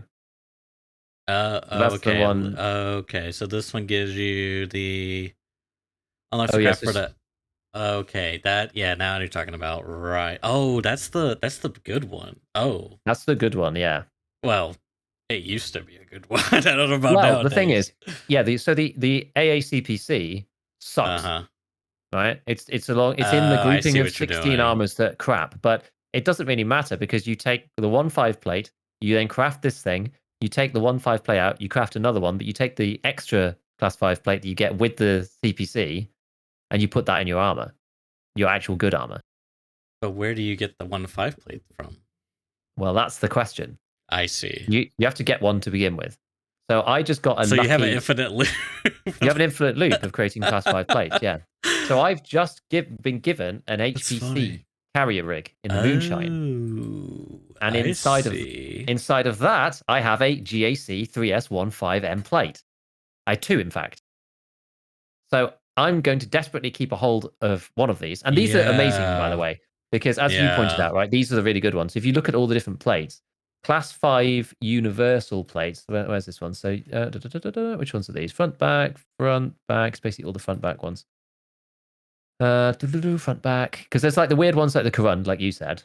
But then you've got other ones that are better. There's the Granite BR4, which is actually not that bad. Like it's a Russian armor, the Granite BR4, and I think that comes in things like the Redoute M.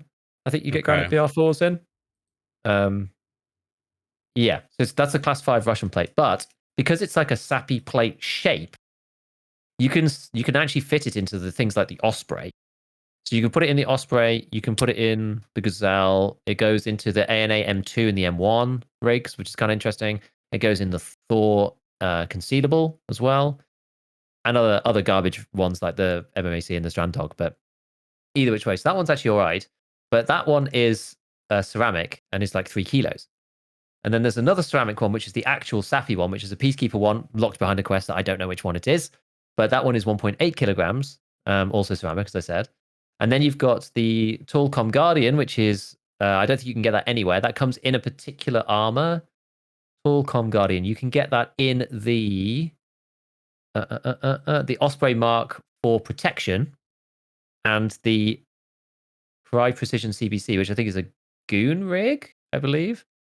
Those are it's the default plate for those two, so that's the way to get that. You can't get the plates on their own. But that's 3.5 kilos and a combined materials. Then you have the Cult Locust, which is class 4 as well. That's behind Skier, and that's 2.5 kilos. And then you have the GAC 3S15M, which is the polymer one, and that's under 1 kilogram, 0.97, which is sick.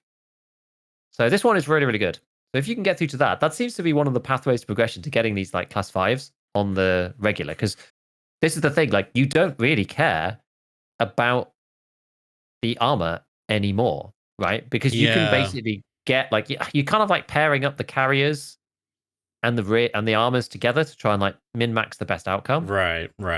Mix and match. Kind of, but it's weird because you can only buy like most people don't sell plates on the fleet. Like sometimes you get class 4 plates, so you could buy like an MMAC with class 4s in it. I mean that's fine.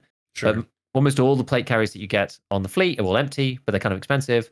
On the traders, they all come with plates, some default loadouts at least, but they're not necessarily the plates you want. So you might like want to buy the one from the traders, then take the plates out, sell the plates, then do this weird barter thing.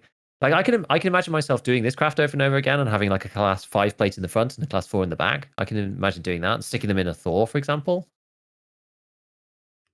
But it's Yeah. it's complicated now because all this stuff is behind like a million different quests, which makes it really hard to work out like where you need to go with this Right. stuff. Not to mention, as I was saying, this is a Brallo one in particular. And the Stoic Good Part 3 is a complete pain because you need to get 2 Zabrallos. Now, they've changed the quest so that you can hand in any Zabrallo for the under 50% one, but where'd you get Zabrallo number 2? It's extremely Well, tough because you have I to get to was level 50 and do the booze quest, or you have to find one on the boss people, or you have to get one on fence. I was looking actually, and now this might be outdated, but they've actually I was clicking around. They've done a good job of updating stuff. I'm trusting it's been updated. It looks like it's been updated. But anyways, um, you get one from. Let me go back here. How did I get there? So I clicked on the Zabralo. So you get one from Punish Part 1, which most of us are aware of that. Escort and Capturing Outpost. Now, Escort is a level 60 quest, according to this wiki page. So that's out of the question, right? But Capturing Outpost is level 42. And this is the interesting part, is assuming this is up to date, it basically means So It Good is for most people going to be like locked behind 42, which puts all of Ragman's quest line down here locked, which makes that earlier point we made earlier where like you can kind of see a theme here. Is like if you prioritize Ragman quests, you get a lot of armor unlocks, whether it's like crafting or barters.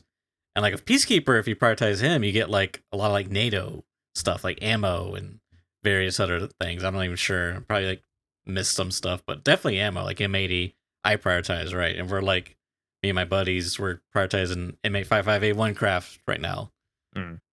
Which I like. I like this divergent, but it's again, it's like messy. It's not clear and obvious. You need the wiki, but like this kind of boo boo here makes it so no one's gonna like. Not many people are gonna run like class 5 plates. I feel like because of this like weird block in the chain here.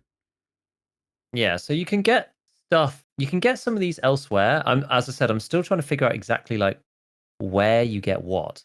So I went through a few of them that I think are up to date.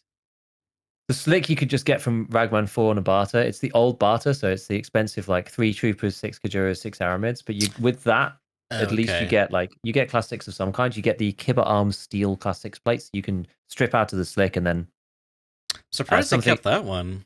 yeah, something new that I didn't realize is that you can sell. I don't know if I talked about this last week, but you can sell the slick carrier. Because I was like, why are they 150k on the fleet? But yeah, you can sell the slick carrier for 150k to Ragman. Just kind of Um, crazy. yeah, I don't know whether I talked about this last time, but I felt like super big brain and like sold one for 145 on the fleet. I was like, what kind of bozo is going to pick this up? And then obviously somebody bought it. But then yeah, like the hex grid you can't get. I don't think. Tagilla rig obviously that comes on Tagilla himself. So you can actually go and kill Tagilla if you want, because he has a class 6 cult termite plate. I don't believe you can get the cult termite Yeah. any other way. I think you can only get it from him. Unfortunately, he has a class 6 in the front and a class 4 in the back, just to make things annoying. But you can go and try and kill Tagilla. That's an option. The new Juk, I don't think you can get anywhere. You can get there's a quest for the Tasmanian Tiger. If you do long line, you can get the TTSK, and you get the class 6 ceramic ESAPI plates that come in that, because that's basically what the Tasmanian Tiger's turned into. The SK rig is 2 ESAPI plates front and back, and then you just sell the rig. So it's a barter. It's a slightly different barter now, based on the wiki. I mean, all this like I haven't done any of these, right? So I'm just like going off the information that I can see online. I think they have changed, so I'm assuming that they're up to date and it's all right. TTSK is now 1 bear buddy, 1 loot lord, but then also a pestily played mass. So that's basically added like 50, 60k to the cost of this thing. But you get 2 class 6 plates out of it. Yes, they're ceramic, but that's one way of getting it. You have to do long line first for that, it seems. So that's AACPC is no longer there. It's now behind long line. That was as far as I got before I kind of got bored. But there's like a couple of others. You can get the Reduke M somewhere for a barter.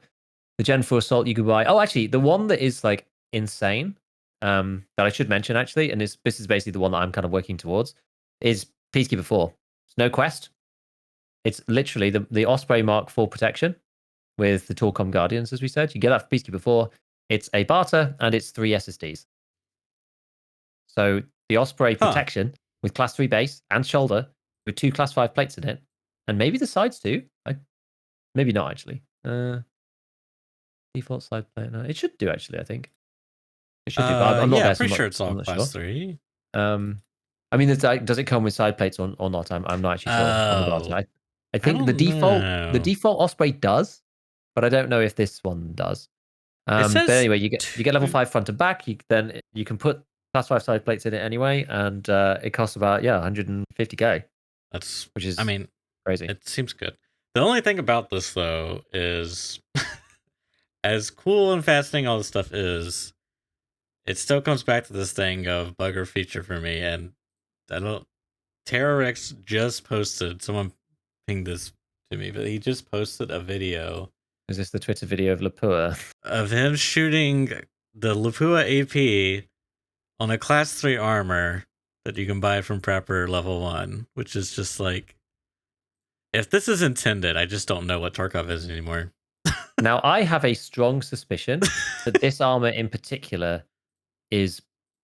I have a strong suspicion that this armor is bugged, and I don't use that Specifically like this armor, you're saying. I don't know. I honestly don't know. But anytime I see like weird crap, it's It's always always the that armor. 6B23-1 with the class 3 People steel need to plate. start mixing up their tests, gamers. We I gotta figure this out. I did a test on this with Space Monkey, Mm-hmm.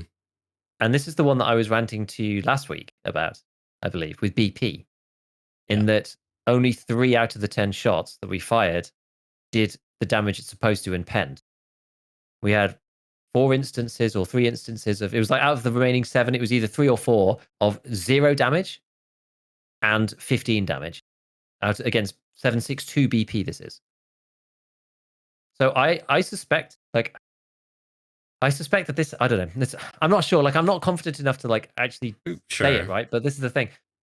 This armor seems to absorb really bizarre stuff. Because when I did the other tests on other plates, class 4 plates and stuff, and we used 545 BP and things like that, stuff kind of made sense. And it started going through the plate after a while. And I think this armor, because most people started with this armor, I almost am starting again. This is all suspicions, right? I don't have any theories. I don't have any hard or fast on this because I'm just not sure right now. But I have a suspicion that because most people were like, right, what's the first armor that we'll try? Okay, I guess we'll try the 6B20 because it's the first plate armor, really. Bear might start with it. I think they start. I know for sure they start with the 6B23, the digital Flora, the nicer one. I know that you can buy the plate as well really easily.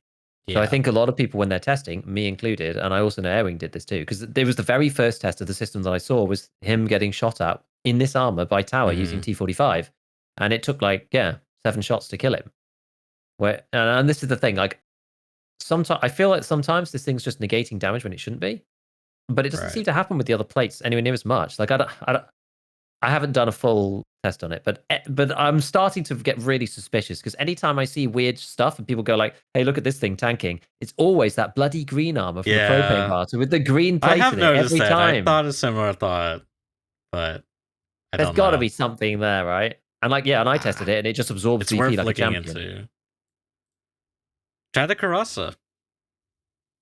I mean, look like now I have tanked access to one. some of these other plates. Like now it's a bit better, right? Because now I got super lucky on Moonshine. I've just started running Moonshine because I've just upgraded the Scav case. And first 2 Moonshines, Reduce M in the first one, and HPC in the second. Which I'm just like, hell yeah, this is great. Like that's definitely worth it for 300k or something. I have no other way to buy class 5 right now. So now I've got I've got various things because I'm just keeping them around for the minute. So I've got the Granite BR5 class 6 from the Zabralo. I've got the GACE, the Global Armor Steel from a Slick, which is that one's only class 4 actually. And then I've got now I've got one of these GAC 3S15Ms. And then also a class 5 Cult Locust. That was actually off a person, in fairness. Oh yeah, and then I've got the Reduce one. I've got the Granite BR4, the class 4 one as well. So I've got like all the plates that you might want. I killed the 3-man on streets yesterday, which was insane. Like it was really, really like in close quarters too. I was using the MPX. It was really good fun. We're using the SD version. The integrated special. I like that one. Yeah, it's really good. And one of the guys had a like hidden Karasa. He had like a Karasa with 2 class 5 plates. Oh, he's trying to do that. Which is cool. So I put those in my Thor and then skedaddled out of the raid, which is quite nice. Pro tip: I actually was watching Sheaf, and I was like, "Oh, that's actually really smart." So if you I think I can demonstrate it here, maybe. Yeah, so when you're looting, if you just like hover over the person's armor, like so, I guess maybe you have to do durability. It will tell you what plates are in there. So you don't have to like click Oh, on that's it true. Yeah. and like, what's this? You know, so you can just hover and you can just see, oh, okay, he's got a class 4 front plate. Don't need to bother messing with that. Hmm. I wish you said the number. I don't know why they went with Roman numerals. I don't find it as easy to just like immediately Yeah, read it off. yeah, Do you know what I mean? I wish they'd yeah. just gone for the actual number. No, same. Sometimes I like, I don't know if it's dyslexia. It's like, oh, it's 6. No, it's 4. Dang it. Yeah, for like I'm just not used to reading Roman numerals. So like in the moment, 4 and 6 is a bit Mm-hmm. annoying. But that's a very, very minor criticism of the system Yeah, yeah, yeah. compared to some of the other stuff. But yeah, I mean, like, so outside of, is there any like, other like weird stuff you've noticed? So yeah, so Peacekeeper Force has got this like random one, but like M80 being after Lighthouse Revision, that's an interesting one for ammo in That is particular. an interesting one. I mean, it's yeah, I don't know. That one's interesting. I feel like a lot of people aren't aware of it, but I and then this is the weird part. I know it's kind of like we talked about a bunch, but it's just like if like I don't know if it's actually worth getting an M80 because they're just gonna tank Mm, it with the bug slash feature that's going on. And like, so you almost want like, you basically want like 30 pin and above, like in the sweet spot. That's like SMG caliber. So like AP 6.3, BT in the shrimp slash 9x21. That would work in an SMG. But then sometimes you're gonna want long range, so like an AUG with like M8 or SO, was it SOTS? SOST, yeah. SOST is probably a good choice. Not PS. Well, it's PS 30 something It is funny or though, five right? four five six The five. whole thing is Right. funny. It's kind of like, do I need? And I also felt the same about 56A1. I was like desperate to find out where 56A1 has Mm-hmm. gone. Mm-hmm. But then after playing for a bit, I'm just like, man, like, do I need 56A1? Like, Right. I don't even know if I Right. need this. Like, the fact that any plate, so the plates seemingly have a percentage chance just to completely absorb any bullet. Mm-hmm. It seems like there's some kind of weird capping that I think I spoke about last time. So on that basis, it's like, do I really, really need M80 with 80 damage and 41 pen versus BCPFMJ, which is 83 damage and 35 pen? Mm-hmm. Does it matter enough for me to bother getting M80 when the class 4 bit is like that Right. And and it's more expensive and I get more damage using the other bullets? Like, you could I legitimately use just like 762 Ultra Nozzler, right? Which is like 107 damage and 15 pen. And it's like, I mean, would I use it? Probably not. But I feel like there's definitely an argument for some of these, you know, higher damage bullets now for sure. I mean, I'm intrigued. I've been looking at like, because I've been doing a sort of like a level 3 traders guide. I'm sort of like in the middle of at the minute, oh yeah, yeah. and I'm looking through like various ammos and stuff, and I'm like, it's quite fascinating because I'm like, there's lots of things that I kind of want to try Mm-hmm. because in theory they could work quite well. Things like like 45 ACP Hydra Shock, like 100 Yeah. damage and 13 pen. I'm like, you know what? Most people are wearing class 2 underlayers, so like, Mm-hmm. and you can still hit them in the face, you can still hit them in the throat, you can hit them anywhere Right. around the plate, you can still hit them in a lot of the time in the stomach and stuff. I don't know, it's just, and with 100 damage, dude, that's like so much. And exactly, it's the same for this other stuff. Like, I don't know. Like, I'm kind of torn right now, so it almost feels not really worth but bothering going for the high pen rounds unless they're going to be 762 NATO or whatever, because you kind of want the damage more than the pen now at this point. As long as you can get through class 2 soft. Yeah, that's the thing. Do we want like a minimum entry? Like I that's why I say class 3, like 30, like between Mm, 30 and 40. Because if you go like too high, like M80, it's like you have like, yeah, it has 40 pins, so like you can, you know, if you hit a U lock, you should be able to go through unless they're like kind of far away, then it might be a little questionable. But I like you guess want that's a to, good point. Class 4 helmets, yeah. that's what I'm thinking, yeah. But like somewhere in that middle range, like I think 30 is, but you could get away with 20, like, you know, PSTGH or something like that. But anyways, but the point I'm making is like if you go to M80, it's like you have to accept the recoil that comes with that caliber, right? Same with like Yeah. an AK, like a PS 762 by 39 or what PP 762 by 39. Whereas like you stick this SMG that's like AP-ish, you know, it's like you get kind of like the low recoil with the spray ability. You don't have the Mhm. accuracy, but I guess you could like switch to an M4 or something, 5.56, 5.45. I don't know. I feel like there's something in that range there. It's like a perfect sweet spot with everything, all the systems combined. You know.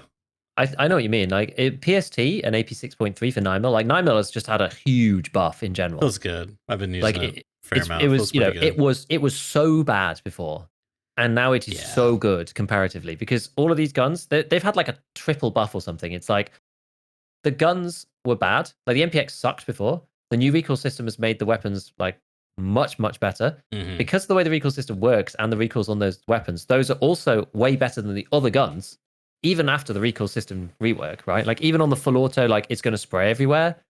Point things like the MP5 SD and the MPX SD, whatever it's called, like the integrated suppressed MPX, they just don't move. They're absolutely insane. Yeah. And then the ammo is at like the perfect sweet spot. So PST being at 20 pen and AP 6.3 being at 30 pen, they both do like 54 and 52 damage. So they wreck people because they won't go through the plate necessarily, but that doesn't really matter because you're aiming for like headshots. It's super controllable. Like between that, I've been using a lot of that and a lot of the P90 as well. I've quite enjoyed using the P90. P90 is super good too because and I've been looking through it. L191. Yeah, I've been using L191. Yeah. And I've been looking at SS190 and I'm just like, what's the point? So there's no point going from 33 pen to 37 pen for a start. But after like reviewing everything, I'm like, why am I even using L191? I should be using SB193. Like this is a round that got slapped, right? And everyone was like, oh, this round sucks now. So everybody stopped using the subsonic round. But it's got even higher damage at 59 with 27 pen. It's still got to go through both class 2 and class 3. You get minus 15% recoil reduction as well. Yeah. Which I don't think you really need on the P90, but it's nice to have. It's like, do I really care? It's about, also not like, tracer, which L1. Yeah, it's not a tracer. Is. Yeah, which is quite I nice. will so I'm like, say, maybe this is good. Sheaf was putting me on a bunch of slow though. Yeah, that's the thing with the L191. It's 700 velocity. So, but then you have to deal with like if they're farther away because the zeroing and the default round is a slow round. So now the bullet goes up at distance. So you got to aim lower with the. He was doing a P90 with a Valde on it, but it was putting in work. I was like, okay, hang on a minute, hold up, let him cook. Yeah, I think it's quite good. I mean, the P90's default bullet is, so long as it hasn't changed, is SS197 SR, which is it's actually 594, so it is actually quite slow. That's not too bad because the L1's 700, so that's not too bad. I thought it'd be more like closer to subsonic, like the 300s. No. I mean, there is only the SB193 that's subsonic for the P90, but it's a shame it's that one because that one's like mismatched compared to the others. Like if it was SS198 LF, then that's like 790, which is like much. Well, I guess it's much closer. It's still a good 80 off, but yeah, you'll have to deal with that if you're using SB193 because it won't go as far. But at least it'll like. It's weird, right? Because if it drops, that's kind of easy to deal with because it's sort of within our expectation. Do you know what I mean? Like you've got it zeroed and then it drops and you go, okay, I'll just like lift up, it's fine. And you just kind of adjust for it. Whereas like if it goes higher, it's like the whole thing just feels so scuffed. You know, if you're like using super performance and it's like it's going like you shoot at their feet and it's hitting them in the chest. It's like the whole thing just goes against everything you've ever done in FPS, which is really weird. But anyway, I've been loving that. And the other one that I think is a real like, oh my god, have you tried like I'm gonna go on a tangent here for sure, because let's talk about weapons for a minute. Have you tried the RPD? Once or twice. Oh my god, man! It is an actual tank. It's so much fun. I've died with it a bit. I've died with it twice, and I've got a ton of kills with it actually. But it's just so much fun. I love everything about the weapon. It speaks to me on a spiritual level. You can't put it on semi-auto. Like it doesn't have that feature. And it only takes 100 round drums. Yeah. That is it. This is it. There is no other magazine. Like it's the most all-in weapon that I've ever seen in my whole life. And so we were playing around with the one from Mechanic because it's usually cheaper than the one from Prapor. Prapor's one's like 90k. Mechanic's one's on a barter, but Mechanic's one's a little bit cheaper. And it's the RPD N is Mechanic's one, and so it comes with an OKP7. But as we were doing yesterday, I think it was, we swapped out the OKP7 for a Axion Cobra rail. And then you can put a laser on the side of the rail, and then you can also put on whatever like sight you liked. And unfortunately, I got killed by this guy's duo, which is annoying. But we were playing reserve, and I had a monstrum. I put a monstrum on this thing because I was like, that's probably as long range as I want to go with this. And I spawned at the spawn by it's like the very it depends which way you think about it, but if dome's at the top of the map, the very like south right, like the southeast corner, there's like those little buildings. It's kind of between the train yard and the sort of bunkers, the bunker hills. It's over in that corner of the map. Okay. Anyway, some dude's like runs up into train yard Yeah. and along the roof on the outside. You know, there's a dead scav at the end on the outside of the like train yard roof, and he like runs along. And as he gets, I'm like repositioning myself, and once I finally manage to like not be next to this bush or whatever, I just like scope in and just. It's just like just dust and smoke clouds just like billowing out. This guy's like he's like trying to move, like trying to go. It's so much fun. Honestly, it's so good. And I've been pairing it with 762 US. Oh, that's interesting. That is a really interesting choice. Because it's 29 pen. Yeah. Because PS is 35 pen, right? So which isn't that bad in the context of this system, right? Exactly. So what do I gain for going from 29 pen to 35 pen? Like not really anything, but I get minus 30 recoil, you know, whatever that means. But in the context of the RPD, it doesn't move, dude. It's so good. And yeah, it sprays, right? Yeah, it moves around, but like I've used it on factory, but I've had some really unfortunate deaths with it, basically. Like I've lost both of them that I've used so far. The first one was I went inside to try and loot this guy, and his buddy was sat in like the opposite like railings in the upper quadrant of the like rail yard and shot. Like I couldn't really even see him on the like back on the VOD. And he just starts like nailing me from up there. And I like turn around and run, but I eventually get like buttocks killed through the Ulay, which is really unfortunate because I went back to look at my death screen and it was like I got like two pet. It was what was it? Was it 545? Oh, I can't remember. It was something. I know it was 855. It was M855. But he penned me twice in the chest and twice in the stomach and killed me because of spillover damage from the stomach hitting my thorax and making it go black and killing me. Which I was like, that was just like really unfortunate because I didn't take any blunt damage at all from M855. So I was like 30 pen against like a Ulay and like to have none of them get absorbed by the Ulay. I was like, that does kind of suck actually. But and then the other one was on factory. I killed a guy at the start from forklift. Then I killed a guy who he may have been doing delivery from the past. I'm not sure. And I came around the corner and he was up on that upper railing anyway. And I'm just like just opened up the minigun and I went and counted it later. I think I fired like 50 bullets. You know when someone's shooting and you expect them to stop and then they just don't? Yeah. It was like into that realm. And it's 700 RPM too. So it's faster fire rate than all the other AKs. Like 700 RPM on 762 by 39 is no joke. Yeah. But anyway, so I just like posed this guy off in delivery for the pass room, and he's trying to escape because like US doesn't kill you immediately as well, especially if you like bounce off a plate or something. So people they're trying to escape, they're trying to get out of the way, and there's just more bullets going to. It's so funny. But as soon as I'd killed him, I literally took one step forwards and got impact grenaded off the like the metal walkway up and behind me. I feel like I've got really unlucky so far with the RPD, but like I want to keep using it. It's just so much fun. I just take two drums. I just take one in my bag and one on the gun. If you reload, this is something interesting that I didn't realize. If you have a drum in your bag and you reload the weapon from your bag, the other drum goes in your bag. Even if you have a slot for the. Well, I didn't have a slot for it in my rig. Okay. Oh yeah. So I thought it would fall on the floor, but because I'm reloading using the menu, it just goes in my bag instead. Interesting. Which is kind of cool. Either. And if I need to reload in mid-fight, something has gone horribly wrong. Yeah, with 100 rounds. Yeah, and another great thing about it, just before I let you speak again, another great thing about it, there is no repack penalty on the drum. I just saw that, and I was like, "What? That doesn't seem right. Like, surely that's a mistake, right?" It must be a mistake, but we'll take it for now. Yeah. No, it's actually crazy because I got it off a guy I had killed. He got the jump on me, but I think my plate saved me, and I had got the headshot. But yeah, I used it for a bit. It's like a meme. I was like, this gun can't be good. Like the ergo's like 20, in the 20s. Its recoil's not even that low, whatever.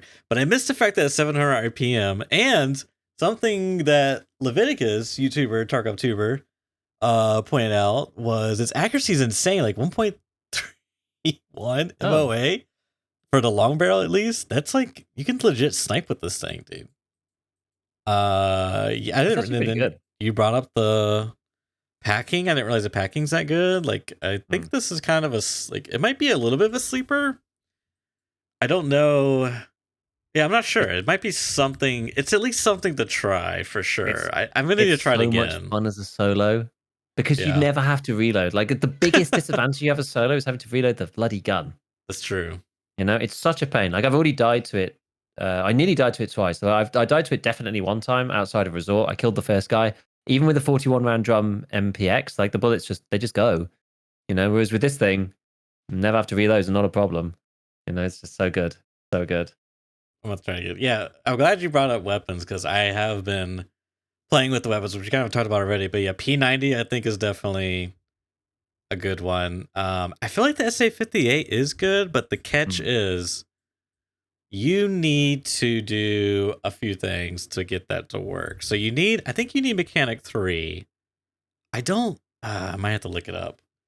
You 'Cause I do need think it so you need mechanic 3 to get the uh, SA58 to work properly because you can't get the extreme duty dust cover without yeah, mechanic 3. which is Now, essential for mounting stuff. Yeah. yeah, now and then but there's a barter, but it's mechanic 3, which is the issue. So I don't Right. think you can get. I don't think there are any barters for the SA58 that are not mechanic 3. I don't Not think. mechanic 3. Yeah. Um, I don't think there's any way you can get the extreme duty dust cover previously. There is one thing that I will say about it though, Mhm. is that it's not entirely necessary anymore. It's Yeah. better. It's better, don't get me wrong. But you can mount stuff to the handguard now, and Yeah. it's not like unusable garbage.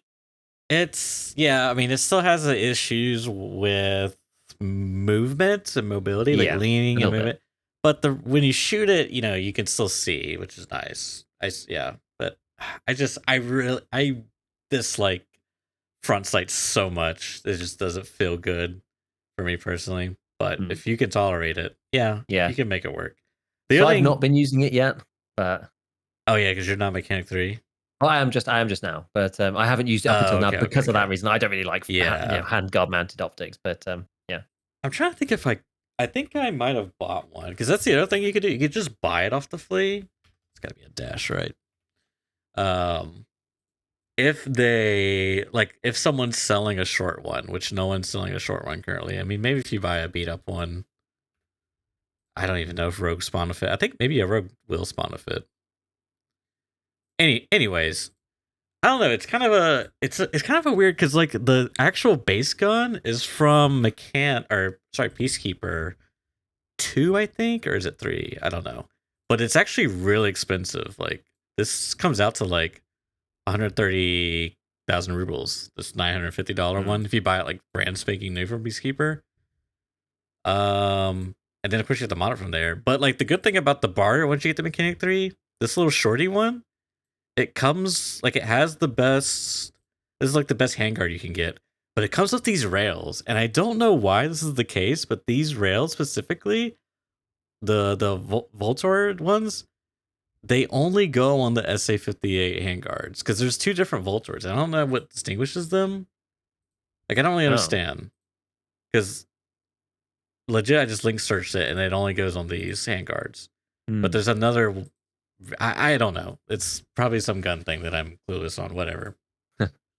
Point being, that barter, there's two of them, but specifically the shorty one, it It's comes good. with the rail for the handguard, or for a And a 50 rounder. and 50 round, and for the lasers. Like these things could regularly go for like what the handguard rail goes for like 75K on the flea. Mm. The other ones probably go for like 50. Like it's actually a lot of value because you can't get these top end SA58 parts, Yeah. like the handguards and rails and such Anything for the until stock Mechanic as well. 4. Yeah, Yeah. the stock too. I mean, I actually go for the stock that's like this one's pretty good, but I like the one that is the more ergo one. This one here, the Magpul, blah blah blah blah blah. Which I think yeah, it's a Peacekeeper because it's weird because some parts for the SA50 is on Peacekeeper and some's like most of it's on Mechanic. I think. I think it's weird these days because I think a lot of the parts that haven't been rebalanced yet are all of the like recoil ones. So to make the meta foul or whatever, you used to have to get like all the recoil pieces to it. But those are still the ones that are locked up to the high level traders. But you actually want like an ergo stock now, for example, which is kind of I think interesting. so. You know what? You know what's crazy to me that I just realized Emod stock and those Chris Vector stocks on Peacekeeper 2 have the exact same stats, but the Emod is on Peacekeeper 3 and is more Yeah, expensive.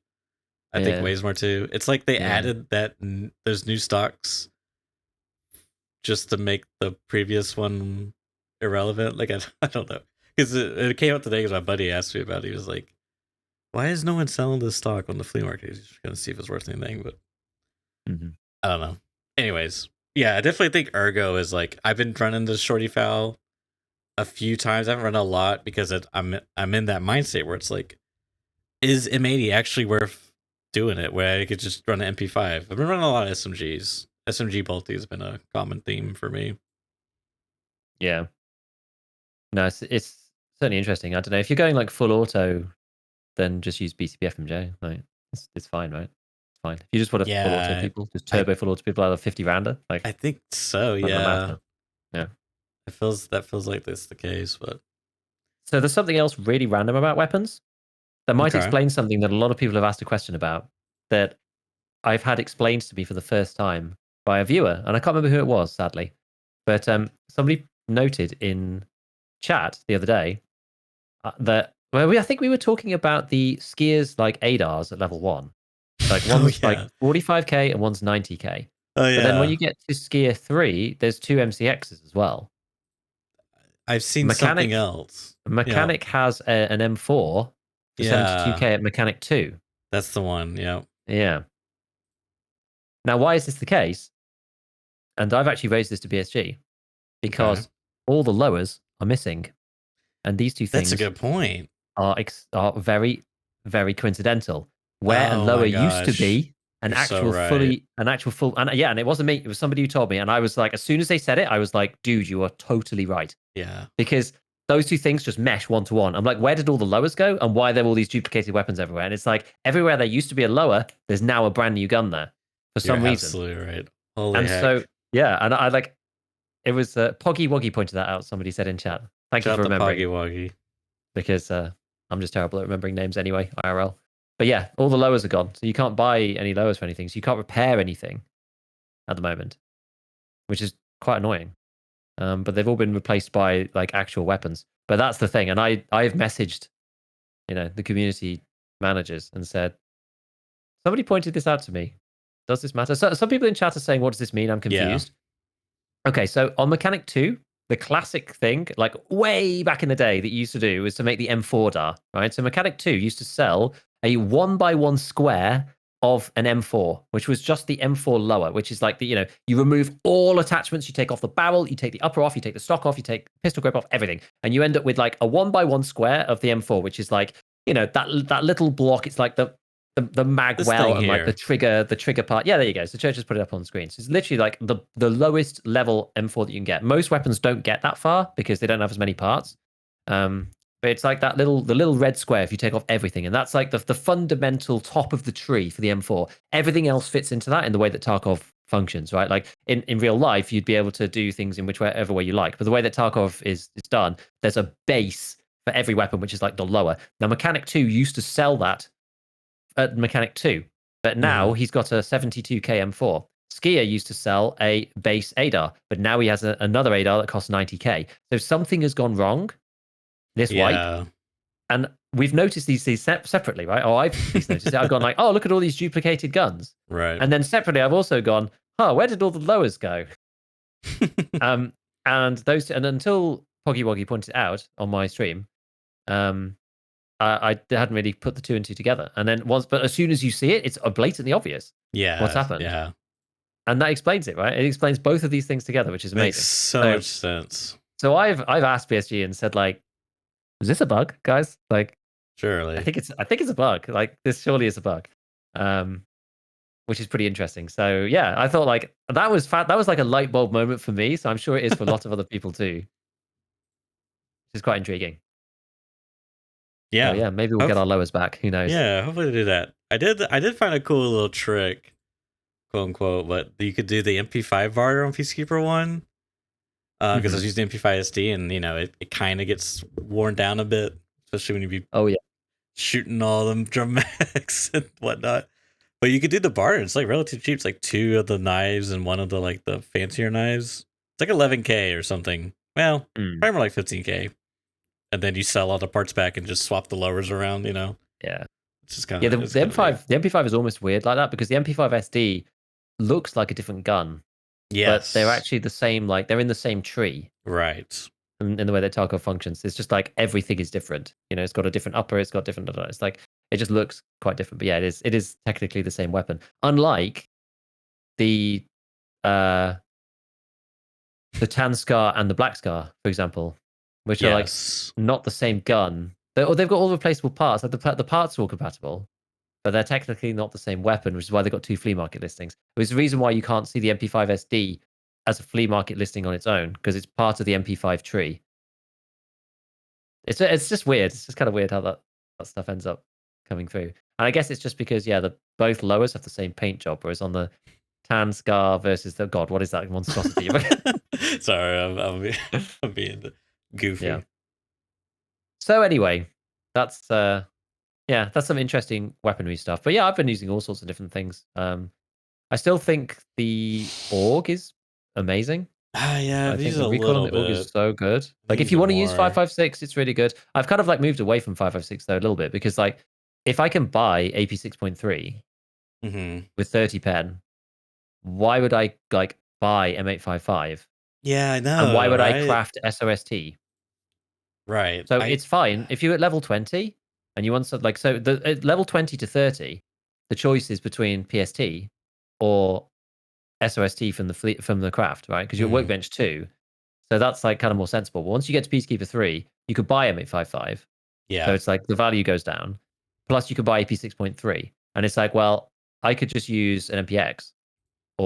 or whatever else, or like even go crazy and use like the Glock 18C with a stock on it or You something. Because could. I've still got 30 pen on AP 6.3 and it's very good. Like because now we don't leapfrog up. Normally when the point so you get PSD and then you're using like I don't know 855 or 856 or whatever usually, and then you get like AP 6.3, and at that point you normally are definitely using 56A1 and then probably 55A1 not too long after that. So it's like usually you're like quite a bit ahead on 556 than you are 9mm. But at the minute, they're like pretty much in line in terms of pen. So it's like, well, why, unless I'm actually trying to use, and this is the thing, this is where it comes down to. If I'm trying to shoot people at longer ranges, Mhm.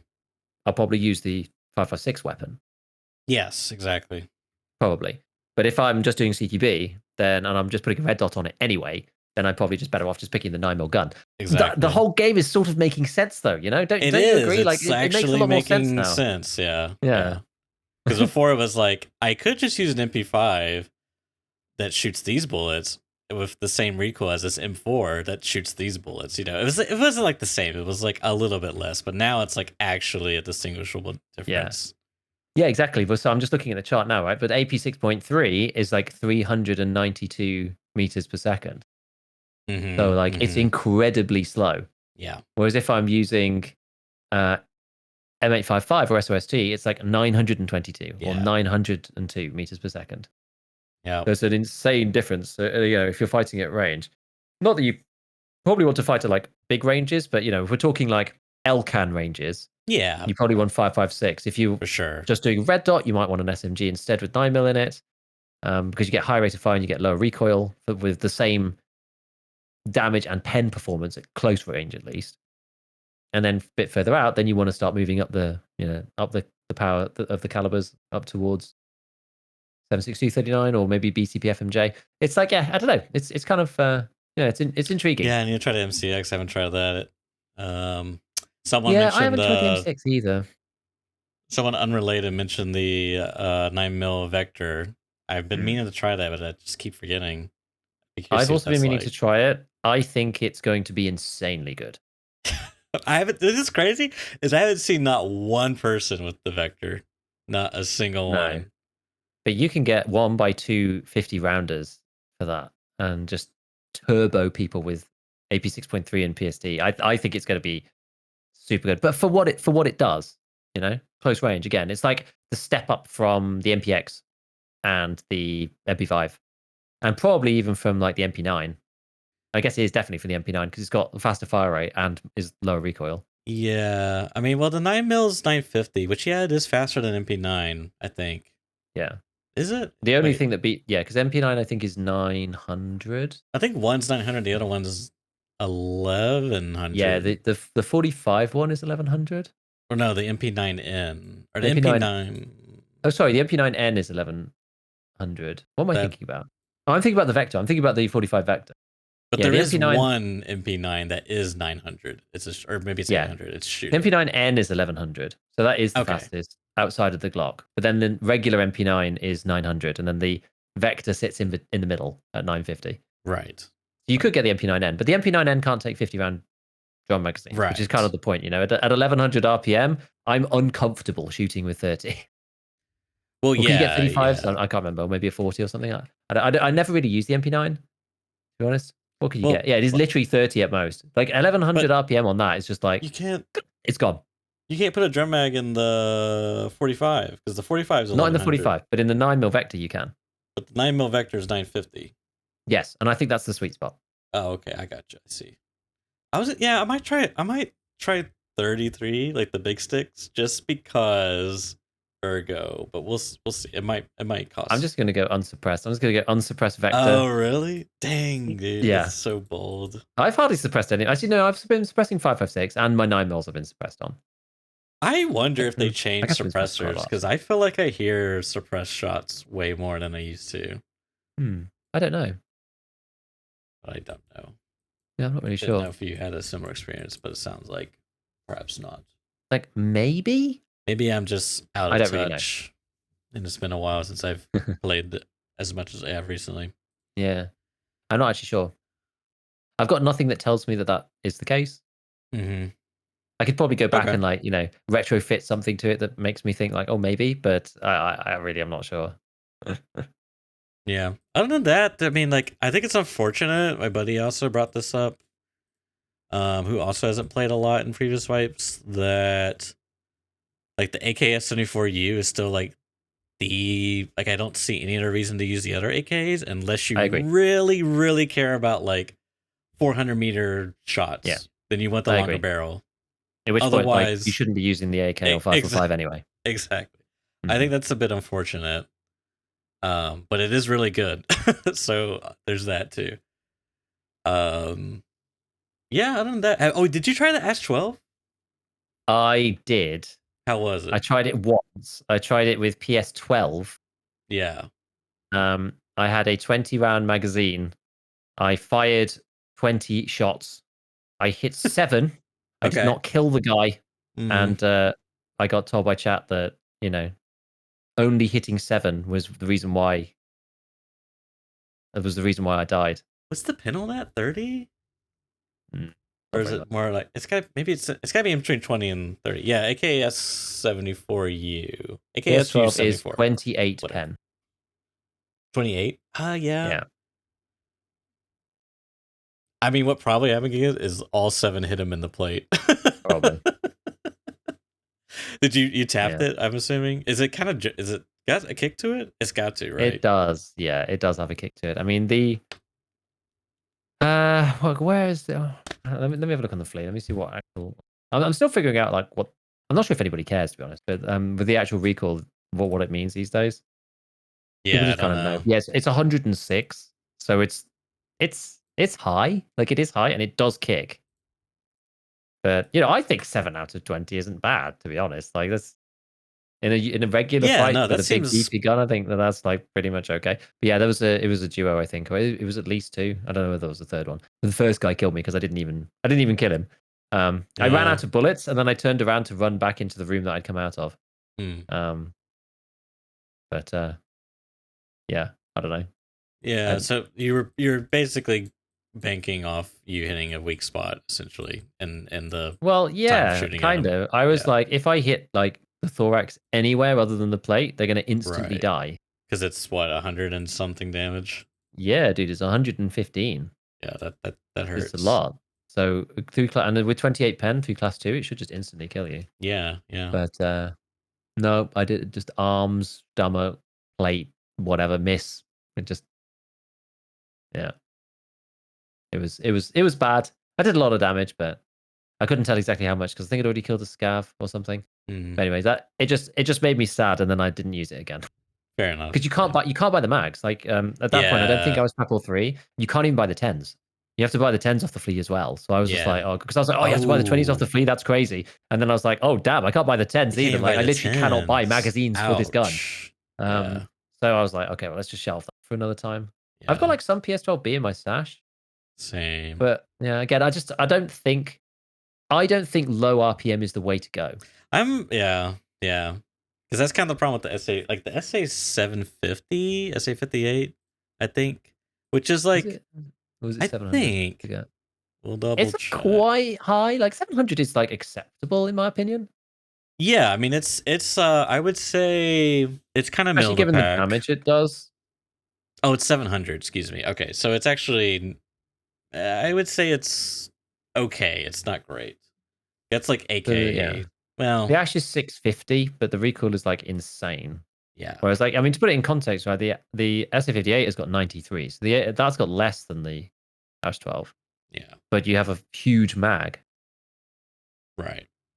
Yeah. Again, that's what got me killed, was running out of bullets. Yeah. I Yeah. died because my 20 went out, and I didn't kill guy number one. Like, it's a huge problem with solo I play. yeah, I think with that you would have to go for precision headshots or yeah, which at that point it's like wouldn't you rather use a different Yeah, gun? exactly. I'd Maybe rather there's just use the something MPX. there. So where I was collecting the documents part 2 document from the office in the front of Mhm. Ollie. And I was in the room, and those guys were coming in through the door next to the escalators. So that's the distance we're talking about. I was probably like 3 meters in front of the door to the left. They came around the corner to the right through the doors, and I was shooting them around the corner. And when I ran out of bullets, I turned around and tried to run back into my room. Yeah. But they killed me and they shot me in the back. Mhm. Yeah, that's unfortunate.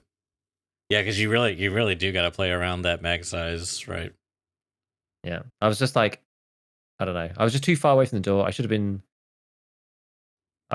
like, I shouldn't have been so far away, is the issue. I was too far away. So I couldn't go anywhere once I ran out. Mhm. That was the main problem. Yeah. Like I'd already, like people were saying like, oh, you shouldn't have, like, why did you turn and run away? Like, why didn't you hit more? Like, whatever. It's just like, okay, why didn't I hit more? Like, whatever. Like, why'd I turn and run? Why Well, didn't you like, just shoot him and kill yeah, him, lol? like I'd already made the mistake of Yeah. where I was standing. Like the mistake had already, like, there wasn't anything I could do at that point. Right. I Right. either stand there and reload, or I Mhm. turn around and run and reload. Like maybe the guys, because my idea was like, maybe the guy's really hurt, and he goes back around the corner, and he gets in the way of his teammate or whatever. Like, they're trying to like not shoot each other, and it gives me enough time to turn around, and because I wasn't really very hurt then, I turn around and I can get back into my room, at which point I can reload properly. That was the idea. But like, I'd already made the mistake by being so far away. Because when I turned around, it was like, oh, the door's like really far away actually, like way too far. And then the second guy just stepped around and just like nailed me in the back. Um, but yeah, I just think that low RPM, like 650, I think it just feels so clunky, especially with the way the recoils have been changed. Like, Mhm. so many guns feel so good, and the Ash 12 just feels so bad. And then when the ammo is very good, but like hit location dependent, I think maybe with PS12B it might be better. But as we said, these plates are just absorbing all sorts of random garbage. So it's like, well, Right. maybe I just go Yeah. with the MPX is like 850 RPM with like 30 recoil. So I you hope know, they address the plate thing soon because it does feel a bit skewed in a way that feels like it is detracting a bit from the experience. I would wager because it is very like I had that experience. I don't remember when it was. It was maybe week 1, week 2, but it was like you just magged up a guy and he didn't die and he kills you, and it's like, okay, I absolutely cannot shoot center mass anymore. Like I have to go for headshots. Like that's mm, fine, but also why? But then it like skews things in a way where it's like you want low recoil, you want specific, you don't really need the extra pin because you're mm. going for the face. Like it's nice, but so yeah, I don't know. I think it'd be nice for them to even it out a bit that way. It's not so skewed, so heavy, and we could also determine bug or feature. I would like to know the answer to that. Um. Okay. What do you want to do here? We're kind of running low on time. Yeah, was there any other like pressing things or Not pressing. I was just gonna rant about how much I hate Lighthouse, but we can do that anytime, Giga. Trust me. So maybe we many talk filler about that. episodes. Maybe we talk about that next time because I'm like I started dabbling on Lighthouse and Yeah. then I didn't want to play it like yesterday, so I Yeah. just didn't. So maybe we do it next time because I'm gonna get forced to relatively soon. I'm like getting Yeah. funneled in there and I've like hardly done anything there, so we can. Yeah, as I said, I've dabbled, but like just one random comment about Lighthouse is like because of the way my setup works, like I really need a checkbox for Lighthouse for like performance because I really want to run Lighthouse on low. Something weird happened the other day with graphics, and I don't know whether like somebody said, oh, maybe it's because I opened Arena. I don't think it was that. I don't think, but like all my graphic settings reset, and I I don't really know mean, why. And I wouldn't put it past Serena because did I tell you this? I had my name as for like the past I don't know how many years I've been doing ScavTalk podcast as my name, but then I opened up Arena.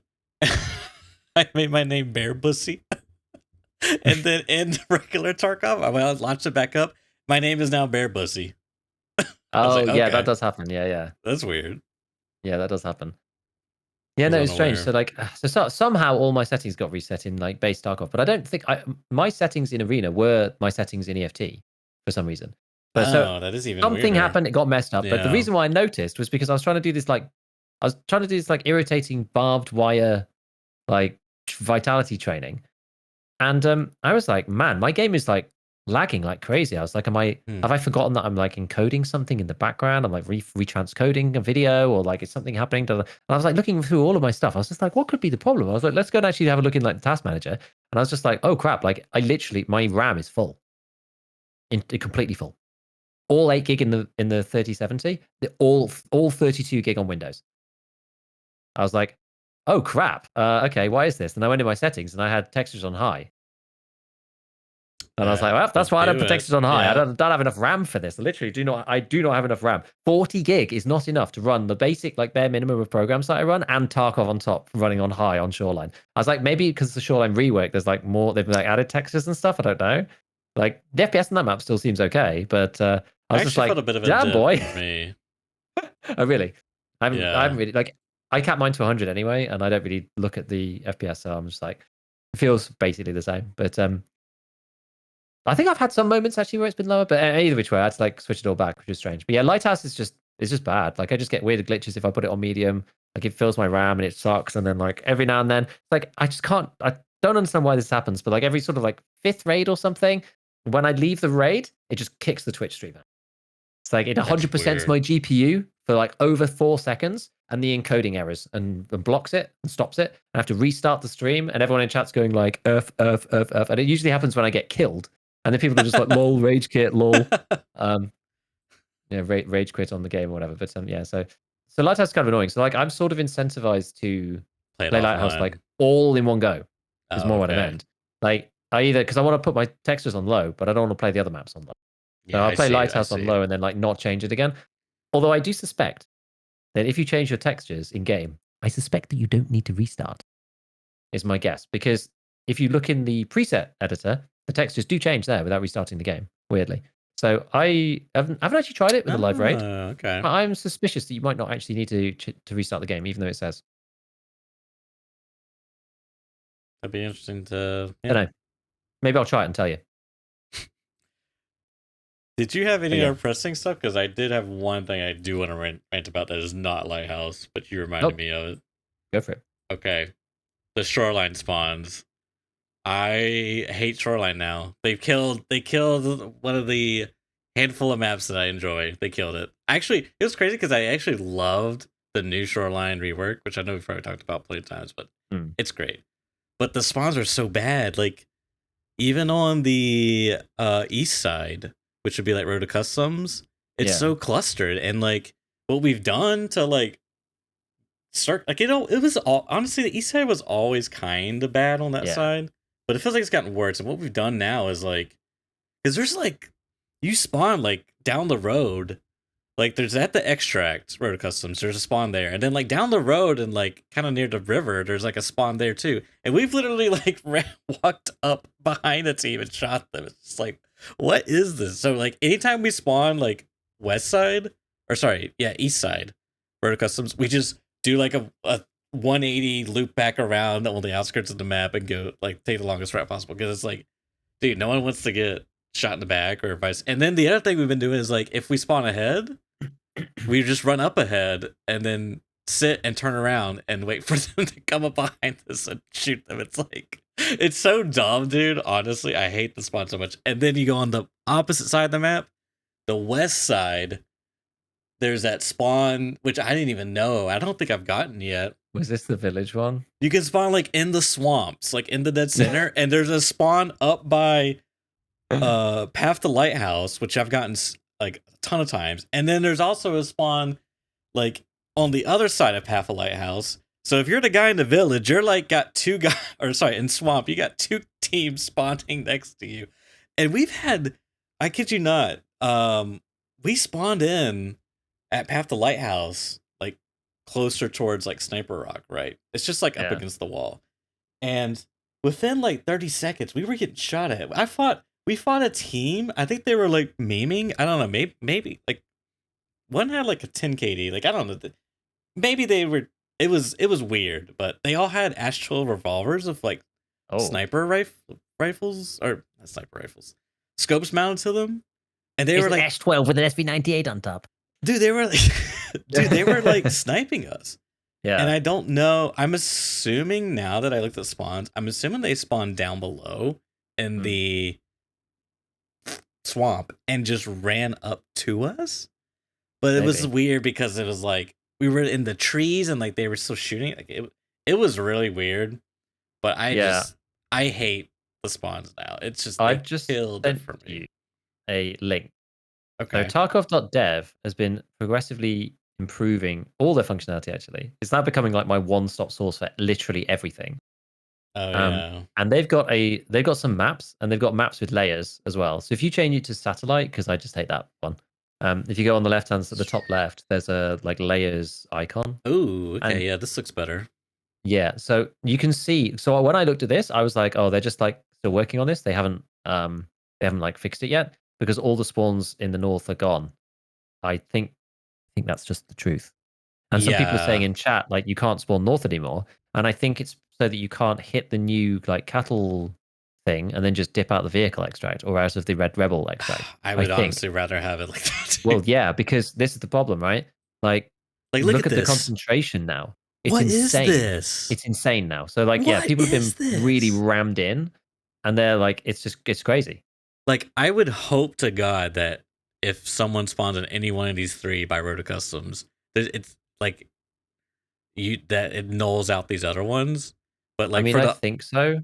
I would hope to God, but I don't know. But for the audio listeners, it's literally like Road to Customs behind a little barricade. There's like a group of spawns, and like just up ahead against the wall in the trees, there's like a group of spawns, and then past that, where like the train track, you cross over the train track against the wall, there's a group of spawns you can get. It's like, dude, this can't be real life. The like CCP or like railway extract, if you keep going, and you see how these are like down the road, it's like, oh my god, these are nutty, right? You can spawn like behind. New?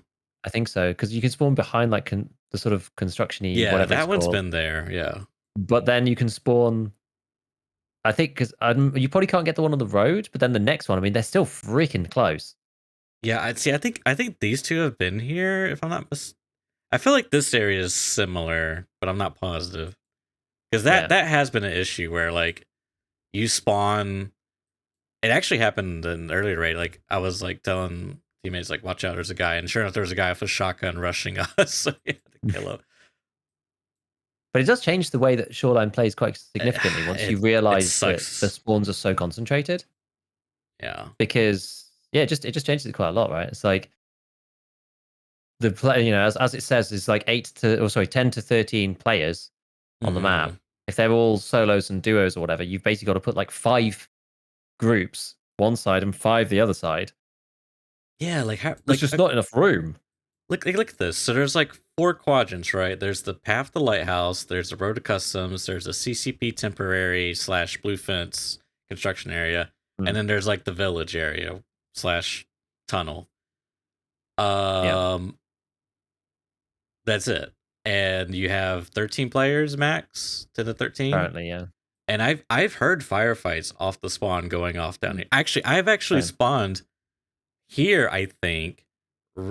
Was it here? Maybe it was here, and I think it was actually here by the house. I ran up the hill because I was gonna go do. I don't remember what I was doing, but I ran into a team that also ran up the hill. They either spawned tunnel or on the street here that leads up to the hill that leads to the other village area. But it's just like, dude, that's one thing that I like.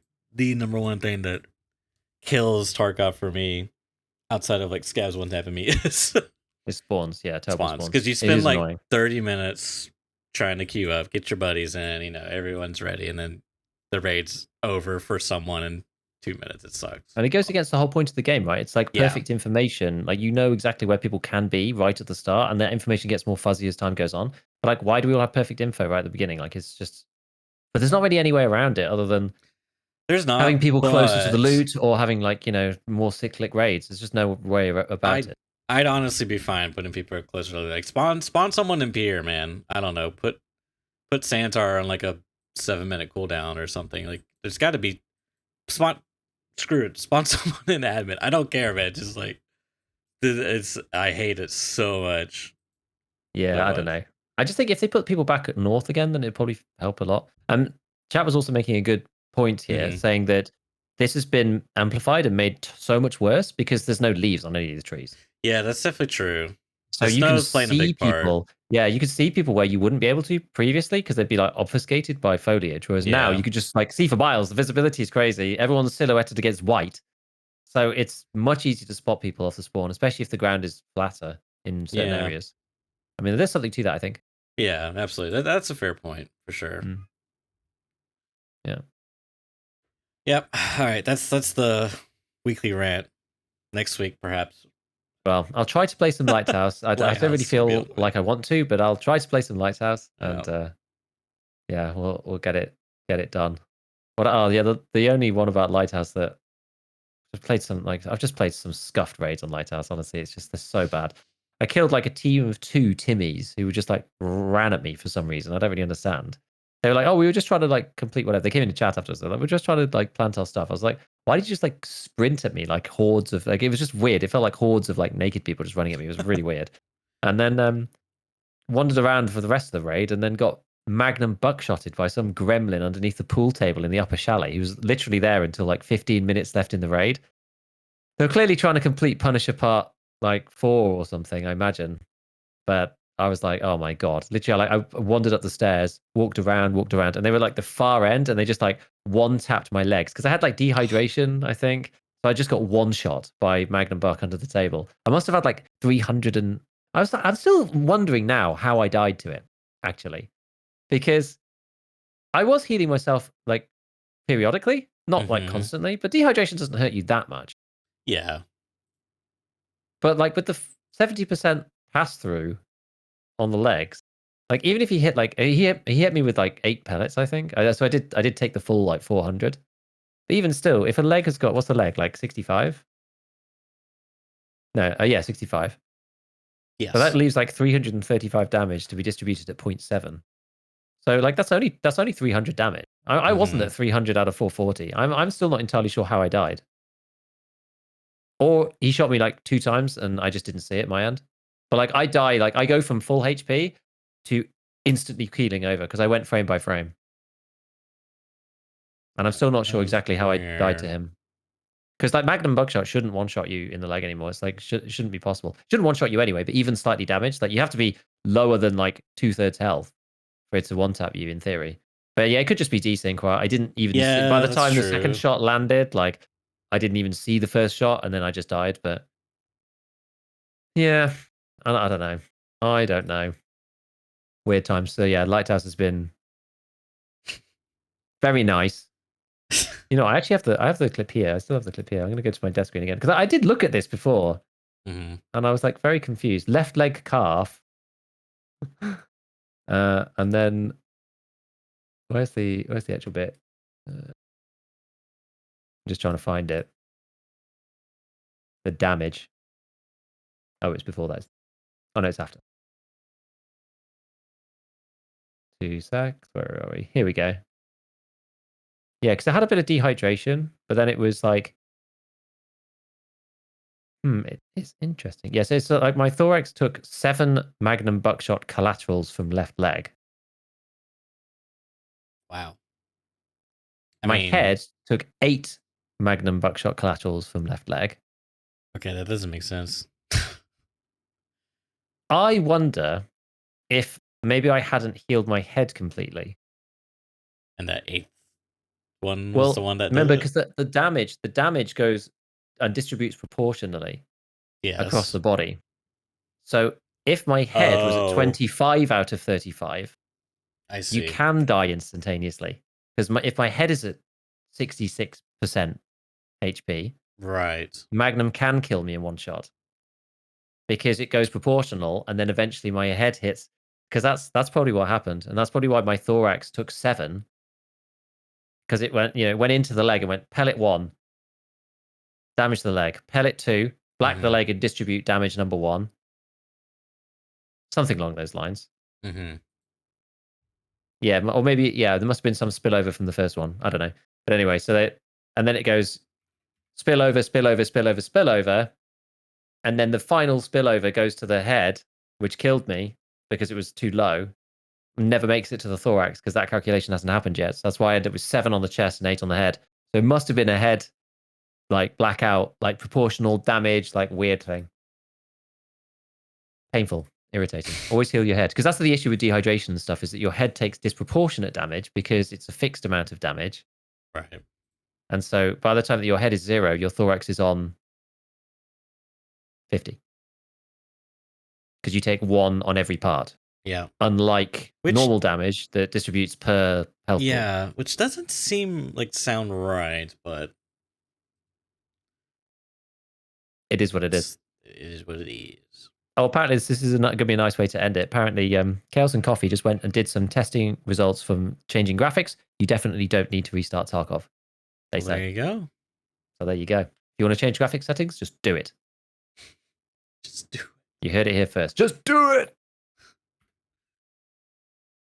And on that All right. Yep, I think that's it. As always, thanks for tuning in. We'll see you all next week. Bye-bye.